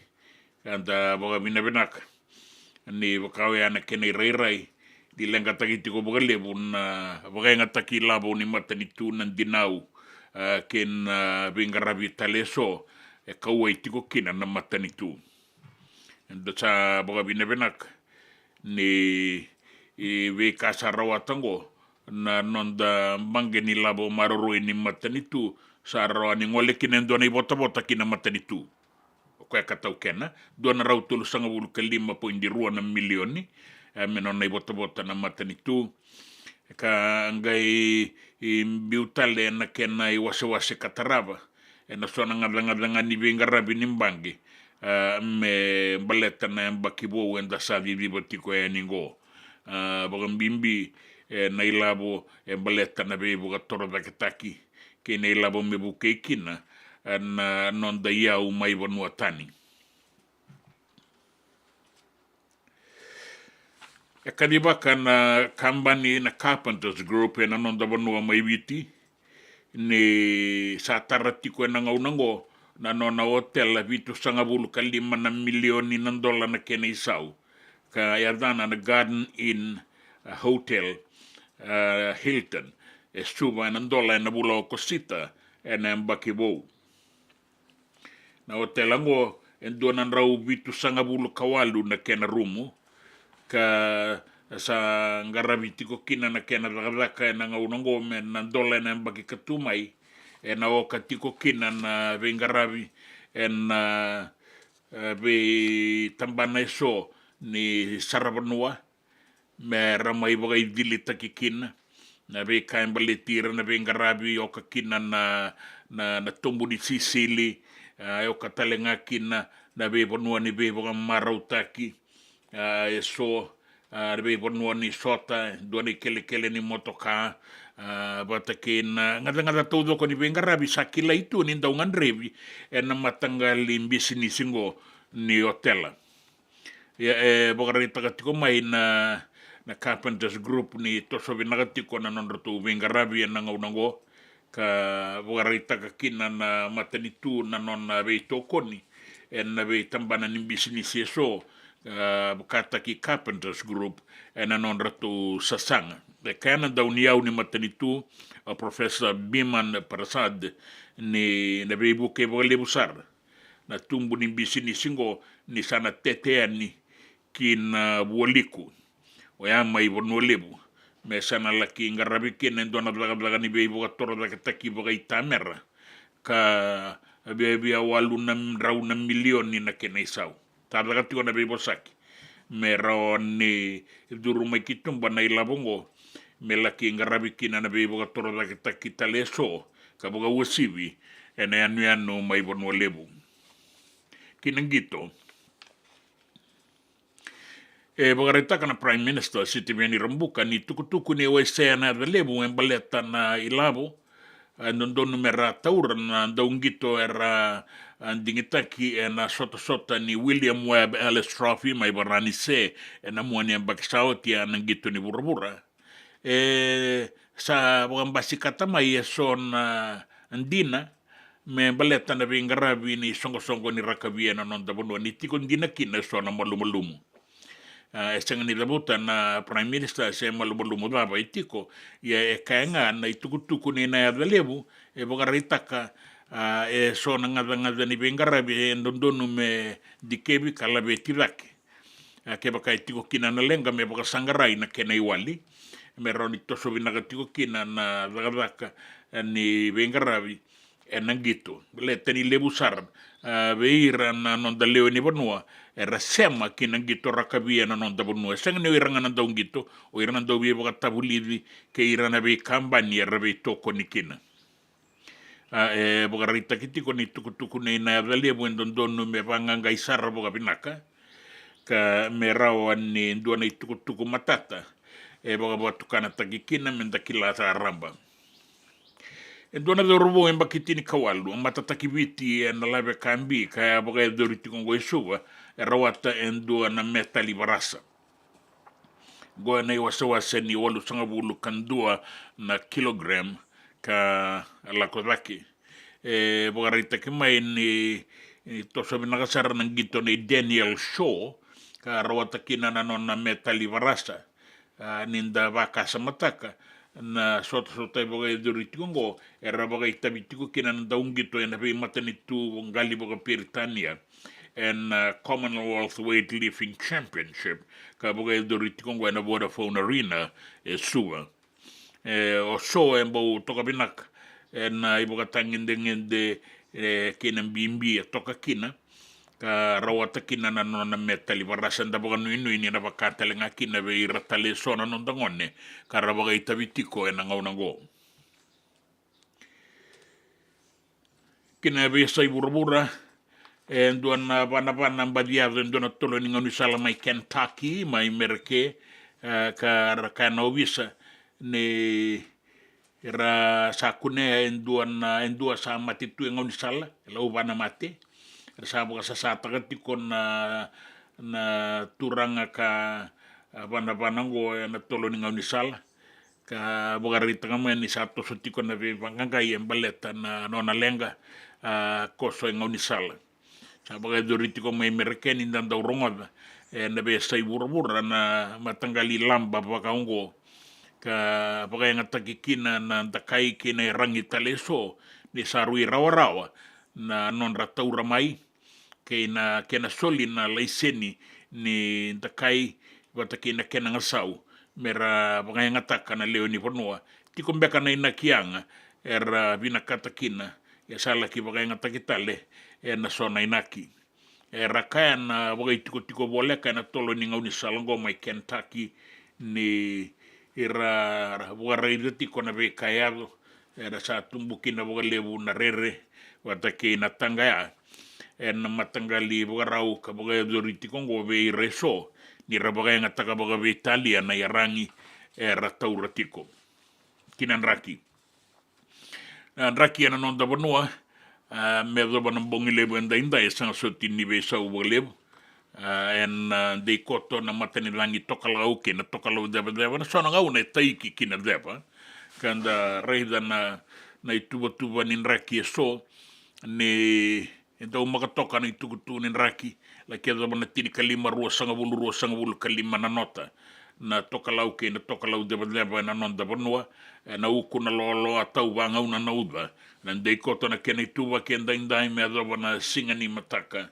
na barabi mai na bua suwa ke na usori na barabi ke na ronga kauteni ki na usori ke na buoliku ke tailevu na sana ora ke na dolo ina itasiri da boga bina binaka ni na kobu di tale tikungani kina na sana ona mosi ke na kena bia tu anu mai na toka lau na sana lo mai viti o kandabu o batulele wata ke anuda ke irana be anu bole kata tan raba toka na toka lau ke na toka lau deba na mbula sare na sona ngauna da wakilati ko na singa ni kua mai viti na mbula ni rangi ke na bora ni wasa na sona ngauna seua kana banta mbongi gona itu bagian raki and indai me do na singa ni mata kana rauni ya do saratiku ya ni singa tambu foi aksha malele ko nga explore at ko ane at motero tuam ni bula vena ganita ke ni batu ni kambatia mai motusa nan raki na non do no ene singa ni be sau me do bona bongi lebo indai se uwa na wasa bula toka lau deba na sona ngaune taiki kina deba ka lesu tale mai ena dei kota na kena itua ki indai kina singa ni mataka sai kengore na itukutuku ni raki na itukutuku ena via sai burubura na itukutuku ni gito kena itukutuku ena nonda vanoa Na nonda vata ki City Veni Raturala.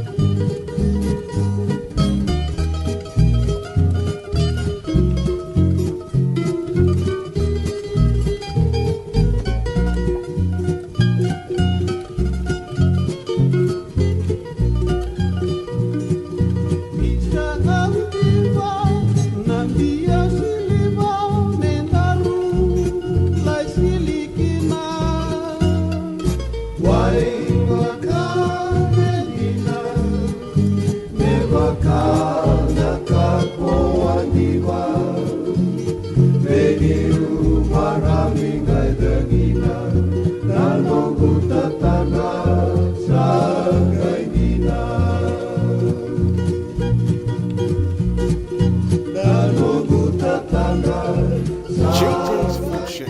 E tiku kevi kina na kakana boga biti me bakana kokonda. Lobo benga ni ngai kani do itu na bundi na dalo se tabioka. Na kakana boga malangi me bakana steak baka loka kena coleslaw. Wee! Na kari toa sa wadha badina na kani kana. Kay tiku talangana non to specials and the lomo ni madawa. Dau tamba na Facebook. Na doi ni tiwa ya na bani mandrai pai ke na bungatale. Go na JJ's Food Shack. Viu Valley mo Billie Jean Street, Santa Rosa, California. Pero talagang rito dili mo yang may Santa Rosa, may yato sarani kinavato. Girit-rito sana kinavitu sa mabitu tolo dio tolo dundu al limono. JJ's Food Shack, Santa Rosa, California. Me volia back in doon ng life insurance policy? Nakakil na ito tayo, nakatil kami ito ni Agostita na 2022. O sangir ta kasarabiri ni tauna. Kami nga ya, kinamada ko nga ya, sala ko mana check. Sengat tali ni pera, sengat sarangan ni pera palinlay. In time sarangan may. So, ang kaliwara ka talaga tundawara ka. Kuwertong ko. O, sara ko din, o pamibinaksa. Iyo, o ya sarangan na buna, raw sara, sa tiko na pepa se senga. Bula binaka se tobi mate. Kambani duan nga kana soma may na claim na lom ni rosa nga bulu kabana ua keada na lenga nisa yang baki rowo tina policy. Text mai kina wasa walu ba dua tolu walu lima ena kena tuku matai lalai. Waya na wasa walu ba dua tolu walu lima. E senga dina ni kara rawa na daka waka keki ba. Ia endona kainda wipu ke kawaka mamanta taka tuna bengaravi o ia ke tuna kenda to kakana. Leika na dalo na bisikete na reo bata na sunbells e tinimbulu makau. O kenda tona senga tiku nindraiva se senga ni waka motoka kanda u dren na tutu beto seki. Erto satu wakarao na Divine Pacific Food Mart mai Sacramento merto talaveani na nung ni boli. Rawa sara. Witartar ngayani na taliboni diwan 21 saibarua merto bakarotaka katalada may nanong ni boli na kinangona totolo tutua. Divine Pacific Food Mart, Biturua Diwawalu Franklin Boulevard, Sacramento, California. Namba di taliboni diwan 21 saibarua. Erto ngarap talangan ikanalay waka suburi ani nanomu yaya. May nanon rito stoa kinanomu mati ni katumba. Nanonda bata-bata, kay City Veni Raturla.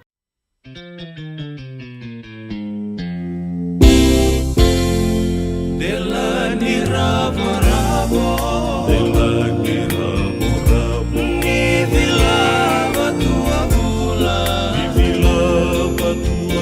Elito amahati amani, enambong ingani uwa.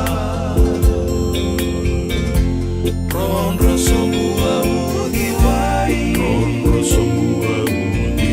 en ronro mani eruna,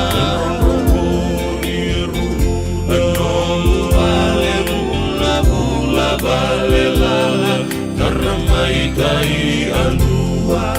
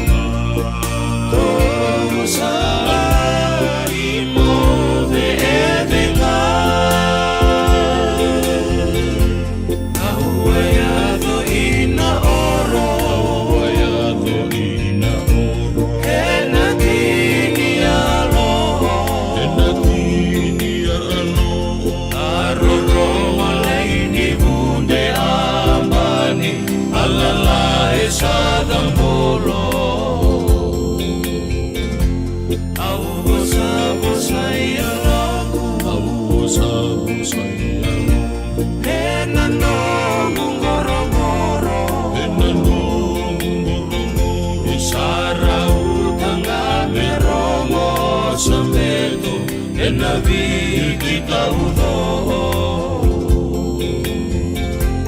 o itoro ali o itoro la o sala imo de elena o itoro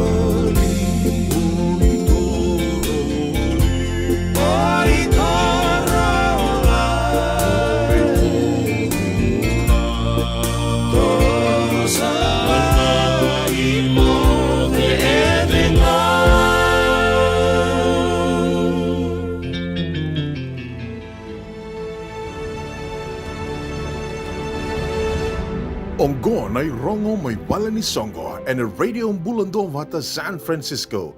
Mekauti kanda vata mai. Na no mundo katalau masu-masu na lewa ni songo-songo lotu na ANCF and a group 2 do sabara rautiu kinangori ane kawalu ni singa ni bula okotova na bula katumai. Na bagai doritiko nandua tolundua lima Pacific Avenue Santa Rosa California diwa lima va saiva va.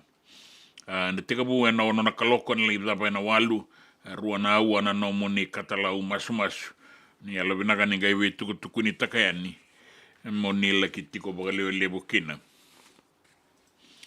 Na no mundo wabagarau na ilawa-lawa do na bengaravi en solebu ni tu bakata ki koya kena ibu na numi na nonda banua na mbakingoru na undolu rosanga bulu kava to na bengaravi tiko kina na Ono Foundation USA ono kandabu eke Santa Rosa ni na laki i bengaravi kina and bagai doritiko en ken rara me bakauni sakila and Sonoma County Fairgrounds kanuita kin yoni natiko wale lebukin au sangan se taurara tiko na ken madala sin due tuku mai nango and radio ambulan dua bata se botiko na stalls na bola se senga baleta ni bitu na raunandolan dua ke baka onibia bagai ngatak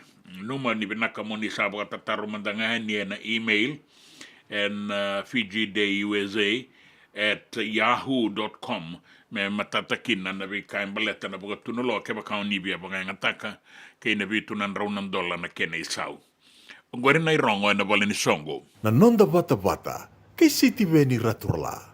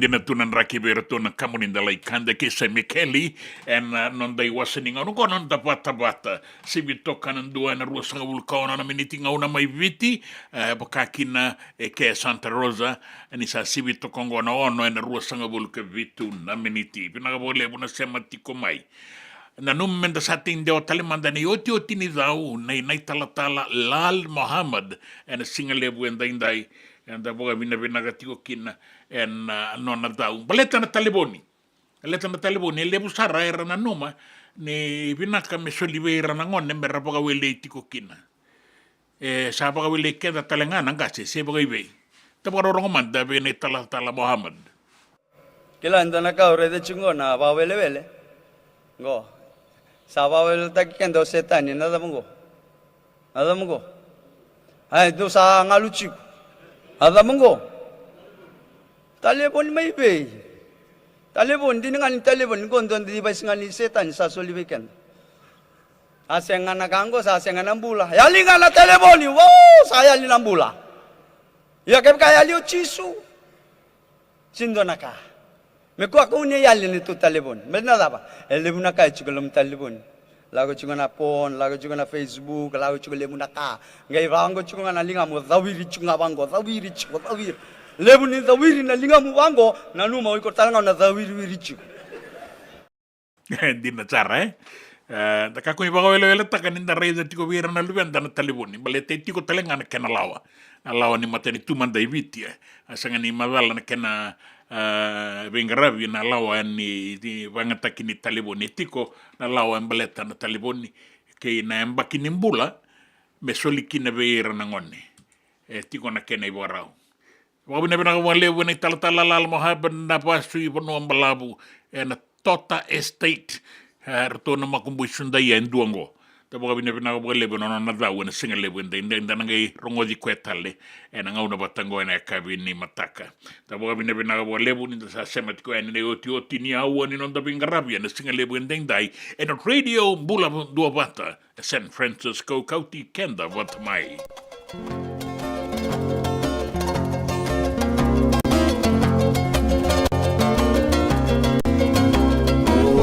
Marau ya me boli Rainbow ini segaru in the morning Achi kurang gai kuria Rainbow ini ka Saya rau abau ni mongi Nakami somurau mati ukumabu Achi ambalai arui wana nabu Bapa ya tini mai anakanamu Tapi mai kena mui ngamalahu Singaraka barau lagi di rumah Namani ngoner saya lamula Kai kai mulo di kono ai moi ni pau Kau ni mongi rau sabura Sinani ngoner sinani jikon Kei tua tunga kaya kai Rui tu mawanga kara kaya lona era kara Singara kabanga lai rumana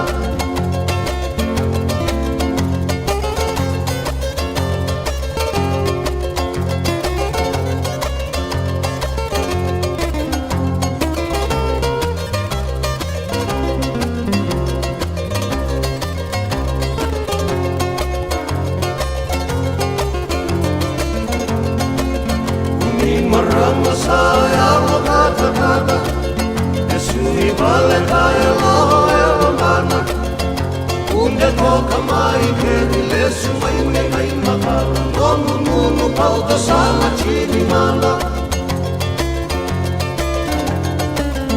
Temba mai ki vale kani sama kaka Nuri tu mai opo ni marama Eli nana imatau Bano nai sele kapa Ai mawia kuro ai kata kata Eli nana imatau Bano nai sele kapa Ai mawia kuro ai kata kata Eli nana imatau Bano nai sele kapa Ai mawia kuro ai kata kata E senga dina ni kara rawa na daka waka kekiwa. Ia endona kainda wipu ke ka waka mamanta taka tuna bengaravi. O ia ke tuna kenda tō kakana. Leika, na dalo, na bisikete, na reo bata, na sunbells e tinimbulu makau. O kenda tōna senga tiko ni nreiva, se senga ni waka motoka, kandau dren no te tū beto seaki. Erto satu wakarau na Divine Pacific Food Mart mai Sacramento, merto talaveani na nungni boli-boli. Rawa sara. We tartarangayani na taliboni diwa dua ono toluwa diwa ono saivarua merto bakarotaka katalada mai na nungni boli ena kena ngona totolo tua. Divine Pacific Food Mart, Vitorua Diwa Walu Franklin Boulevard, Sacramento, California. Namba di taliboni diwa ono toluwa diwa ono saivarua. Erto ngarapa talanga ni kena lewa suburi ani nanomu yaya mai na nondro tostoa kena nomu mate ni katumba. Dan rembeka na ngola ni kibalilo te na puko ni oso pakadadaka. Sen kita beka na itos nimbula, kuo ni lenga sinui gawa. Nana mai kina programa warotaki, mai vera tau na New Methodist Christian Fellowship USA, nongu chisu, nongu banua. Rongo na bima manione na kabini buku lulu bei Kemando e California, bima mani dua na singilewu ni lotu lewu bei Kemando e viti, and a radio bulando wata San Francisco.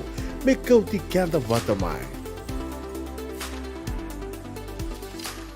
JJ's Food Shack. E tiku kena na kakana boka biti me pakana kokonda. Lobong benga ni ngai kani doitu na bundi ng dalo sa tapioca. Na kakana boka malangi me pakana steak baka loka kena coleslaw. Woo-wee! Na karitoa sa wada badina na kani kana. Kaya tiku talanga na nono specials and loma ni madawa. Daw tamba na Facebook. Na doi ni tiwa ya na bani mandray pai kaya na bungatale. Gawin na JJ's Food Shack.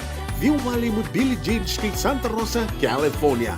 Pero talaga nito dili mo yang may Santa Rosa, may yato sa rani kinavato. Giritiro sana kinavitu sa ibabitu tolo dio tolo dundo limono. JJ's Food Shack, Santa Rosa, California. Na nonda wata kay City Beni Ratural. Rutaya benele wani lutu ya rutaya belo mani banua na banua tabana banua na lo mani kormo na lutu rutaya be.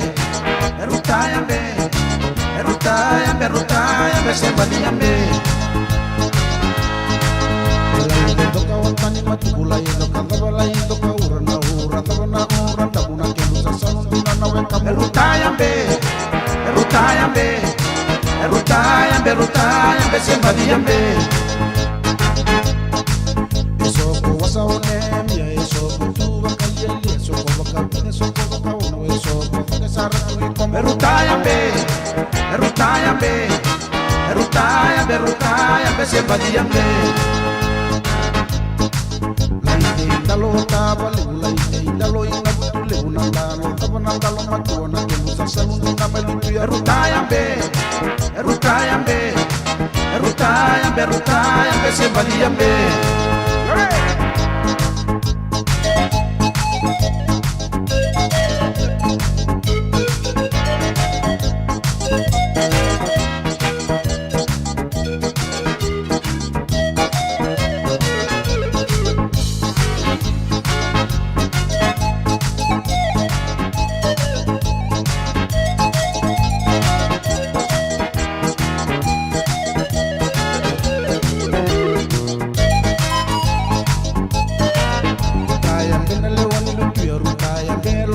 vanua na vanua tavona vanua levuna lomani koroma na vutule erutayambe erutayambe erutayambe erutayambe sembaliambe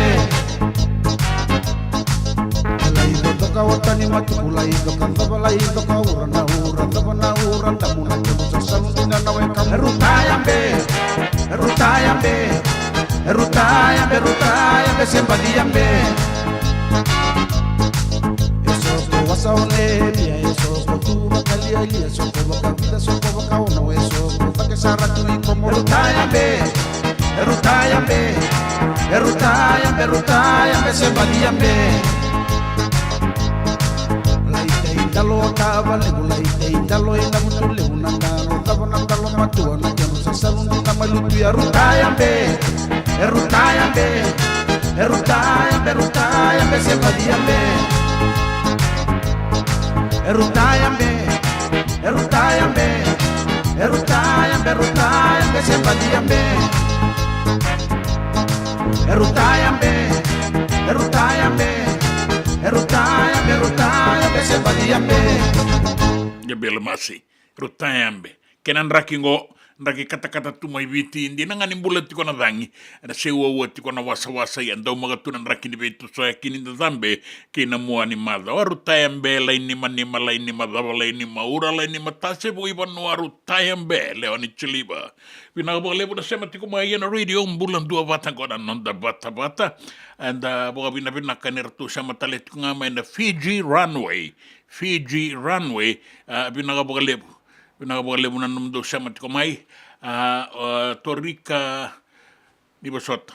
Torika, iyo, torika tinay, sa na naman ni tukutuku, ninraki pinakatikuman na tukuka, kata-kata mga pinakatiko na singa, na kabi ni singa lutulebu, na tukuka inday-inday, pinakapagalibu. Na Fiji runway, udah naman ni Enduan Kambani, doon ang business yung rongo tiko pagkatala na kemundo tukutuku ya pinakapagalibu nindo sa semaraw tikomay. Pinakapagalibu ko iniraliku totoka na bengarabi yo pinakapagalibu totoka talaga na semamay wata ki Israeli langivala guba dolabina ang guba totoka na bingarabi je kalunga tatu na singa ni kuwa na bingarabi God bless pinakapagalibu stino tokona na dorobongo endo sema tiko mayo kalandere somebody tiko Victoria Park Market Auckland City my New Zealandi stino tokona pinakapagalibu kalungata na mua ni mazawa dua talengwa tawake wangavono tadola binarigi taranadola na iloloma kana buanu inu bina na singani kuwa pinakapagalibu ako na inono ni vitumberi may matabelo na ilanga may mba tawake wangavono dola bina no naman doon na serer tondo lang abuli ng balaw virik baleta na hotel lebu sange indola to kain de lai boroka ruana lewa kamba miti may tola erinoko to na kan donga semi sanaila ke elenoa na kesuni lawe do kay murina lawe ni toa do kay rana buininga pinakapagalibu na semati kumay na singalebu inda na Fiji runway tawake dola bina tawake nuita kindaw mga tikunan raki may na mo irani non da banoa ko iniraliku ke muni na semati kumay totoka tiko na bengarabi totoka talitungan on da sota non da bisamati and radio mbulan dua bata San Francisco kauti kenda bata mai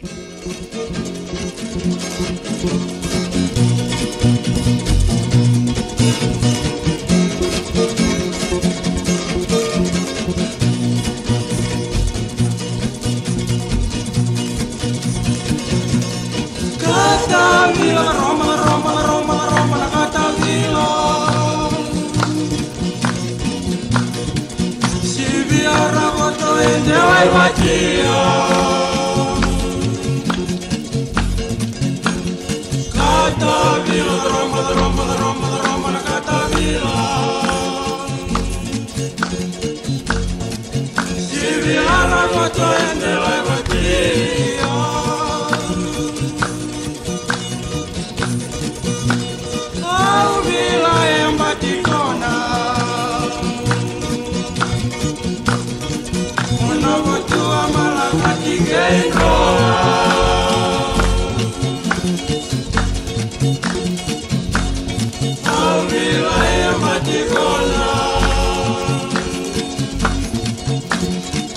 Ona tua malanga chigeto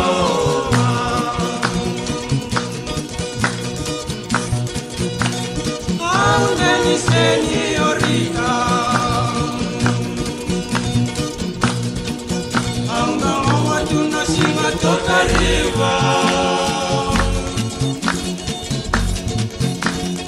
Aungeni seniorita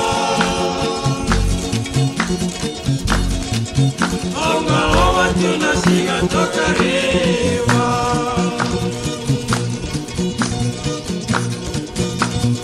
Raunina Rosalia Nakina nina ule kusawila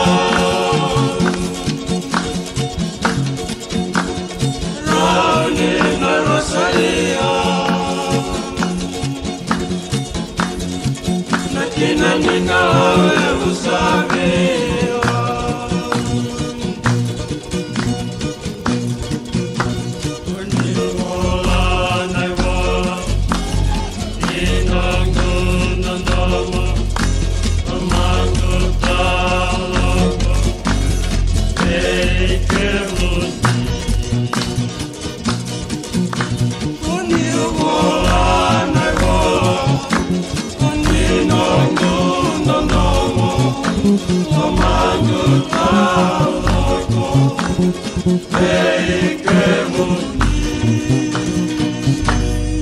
Katavela da romba si viera koto in de laivatia. Apina bole buna sematiko mai matabelo maimba. Abano ine venagatico yani na singa lebu inda indai. Ya sige utinga pastalal. Abarita katiko ni baga wele kenda wale tinga setan ya na taliboni. Sanga na taliboni sa lebu sarna lenga. Ya endo na kudo ya ado endo na dorobo yamba kilima go yamba kilima go. Kay kudo banga nangane na yamba kitolu bulawalu. Na rereba kini banga ngatak ni taliboni ya zumbe kabagaba. Tabaro rongo be una isimate wai. Yamba kileila ye kudo endo na kisi kitongaraba. Dorobo yamba kilima ye kudo endo na ngone lewa yamba kitolu bulawalu. Ke hawan yandra walenga na buvale. Ena buku walenga ni kude baka edoria ena kanga rosa raba. Sai baka wele tuni luvenda na talevoni. Be membole kende tiku kina lawa itu kuno kwa yamba kitini ka walongone gaitarato ndo na talevoni mesaraba. Me ba Facebook, me ba Instagram, me ba TikTok, Twitter or anything to do with social media. Ke saba social media ngone na lawa itu kunitigo kwa ya mokila na nona password. Kemba suko na lawa ngone using the social media, se ya lendo na ngone, lebuti ko na mispa nindo ya lendo na ngone kunike na gekome vikito. Wana sexual offenses and child abuse. Ya keba ka keto reida na buni mbasuki ni lawa ya asenga ni andrabo nano tata, keto na ronyo bebesu. Na kisi ko na ngone leila ye kudhu ya na bakito lubula walu, etadi na leilinga. Na talebon ne de non reba wele na ne nau, na ne mbumbu. Ona ewele na room na video call. 2 weeks, ruana madha onon rumbula taka toka mora onambula ni via dovi. Nambula taka indo na viwetini. Nobody know about it. Ke asenga ni mavua wakadha na ngone leo leleongo. Ke asenga ni kilai. Ke andanga ikinda dalanga sale ngone leo sale mbukete mai. Katumbeka sana rei ni bengarabi indai ke na be kara sota kaitiko eso. Nanu itangin inda kau itakatiko na itukutuku mai beira tona tamadaga ni visa. E na bagai ngata kini taliboni ke na kena rerebaki. Tiko na kena lawa. Ndangai rongo za tikungango me ambaki tine kawalu endua na ngone. Ngai rao ni bagai ngata kandundua na taliboni. Ai kuringa inonda ibuga langa uene singa lebu enda indai.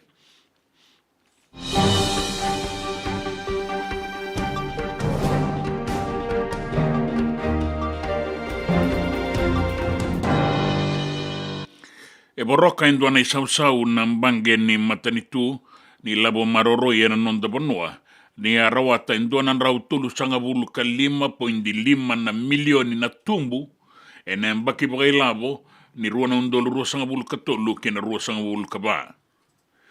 Ia na ilabo ni bonua tani na foreign reserve ya tolu po indiono na bilioni ka bogarita kana itutungo na kobana ni mbange ni labo maroroi ni matani tu. Bukana nui vinakatiko na nonda banua, na be kasanga rabitiko e nangaunango, ni na laki vanganga dotaka, na vlaka ni nonda venga rabi ke na tumbu bukai labo endaroa tan dinanga, ni se bole butu na kena vlaka, na buku ni matani tu. Na kambani na Carpenters Group, sa taratiko e nangaunango endua na hotela, ele pitu sanga bulu ka 5 milioni na kenisa ungoi suba. Kana edana na Hilton Garden Inn Hotel, nandua na rau pitu sanga bulu ka 8 na kena rumu, kana ndolavi suba, nembaki ka tumai. E paganga tagatiko kina na kambaningo na Carpenters Group, e pitu sanga bulu ka 5 na milioni na dola. Membaleta na tarani hotel angoni na numa na edana, na Hilton Garden Inn Hotel, e suba. Kinangito e boga ritanga na Prime Minister si Tiveni Rambuka, me dike bi boga binakamanda na itukutuku ni waisea na ya lebu, membaleta na boga yang ataki labo ni nonda banua kara kunruwaka, so nandaungito, na muani ambaki sauti kara laki matataki kenda, na sota ni burubura na William Webb Ellis Trophy, mai paranise. Kaya Rambuka na itukutuku ni na ya lebu, me bangangai manda boga binaka dena basika kine sota le na malumalumu na isongo ni rakabia na nonda banua endua na dorobo e bakitini kawalu o Daniel Shaw rawata endua na nonna metali varasa matataka na nonda banua na labe kambi ka boga duritiko na madongo isuba na nonra mai sota kina ruanan rau boga na daulabe kambi na sota ni Commonwealth Weightlifting Championship ka buga doritikongo isuwa na Vodafone Arena. E adortiko na beibana nandua na koro mai mereke ka bana endua na ngauni Salandonia na koro Kentucky ka buga mbauti ni buga ngataka endua nandakai me lai bana boga be Italia tunga enda lo maninga ni sala sagani binaka me sagani kilai mendarendi ke bamanda se binaka tiko na korturanga se senga tani sa turanga nanda kai sala ki bana ni ngoni sala ka lo rekina endua na ngoni tamata sa mati lo bana kasini sema la boga binaka sara o ire rabuetaki na be kai ya doya endua na tolo ni ngoni sala mai Kentucky mai mereke. Nan raki, e sengani be sau, me dobo nambongi le buenda indai, e na tau manga una nau da kuru na bonu ambula saratoka na toka laura ni taiki kina veba, e na sona ngauna, ka na deikoto na ituba kinin raki indai, me dobo na singani mataka, e na bua suba ke na usori tailebu, ke na bua liku ki tailebu, mai raki na veba ke mbua, na sana da kaunrobe ke na toka lau ke madua, tarbe anu lalai, na gelelebu tarbe uni ke di kombia, ke na sana e rua o lo mai viti ke na sana o lau e na ukuti kona loa tau wanga una nau da mbula saratoka na toka lau deba na seona ngauna seua ka boraborana wasa ngori na itukutuku nin raki na itukutuku na nonda banua ke na itukutuku nin gito na nonda bata ke siti veni raturla.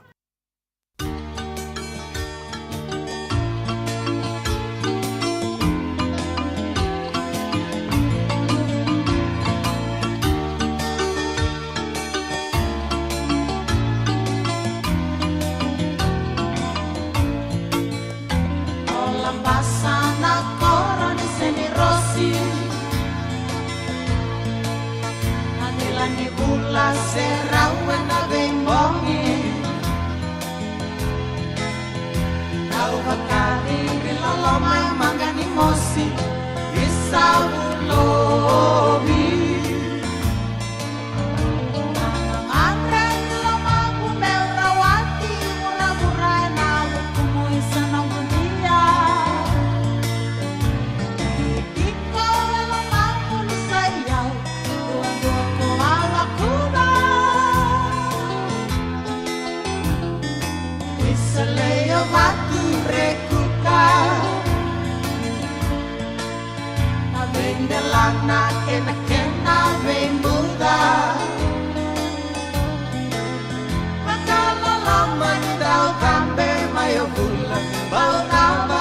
suba Ia kami tarundau ngandi boli Nanomu bosan na suka na loli E kami danyu makan anu maboli Isa nagurosi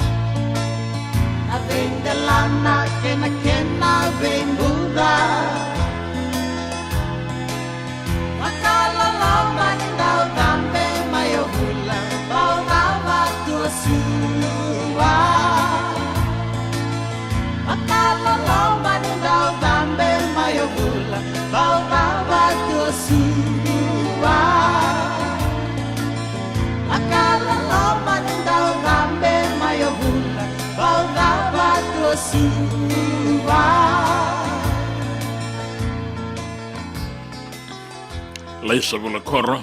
Alambasa na koro ni seni rosi dila ni vula sera wena bimbongi. E mga diri lolama manga ni mosio bulovi. Ebi na bole no bula na baka rongo tiko mai bulovi. No bula na baka rongo tiko ene kele ni wanga mai malau. Ena singa le wenda inda ena ngauna mai viti. Ena ngauna ike sa lutu totolo saratiko na karombo. Kanda sa baka bina kaninda mai vese matirao ane singa inda umaga tiko nan raki mai viti. E baka talenga kine ke. E nuita kini baka kine vike moni. Moni na kalungata na turanga ke na marama. Ni sema tiko mai ane singa le wenda indai. Ke rau sana tatau yani. Pinaga baka lebu na bengarabi. Pinaga baka lebu talenga. Na sema tiko mai na nonda ngauna en radio mbulan dua bata ngona nonda bata me adoba na singa ni mataka di samode Te samuna e kami Ranovi na kandina nanda mani makatangi e relanga sere voli e na so Na maravi Tuka vola vola nai viva mati Te samuna e kami Ranovi na kandina nanda mani makatangi e relanga sere voli e na so Na maravi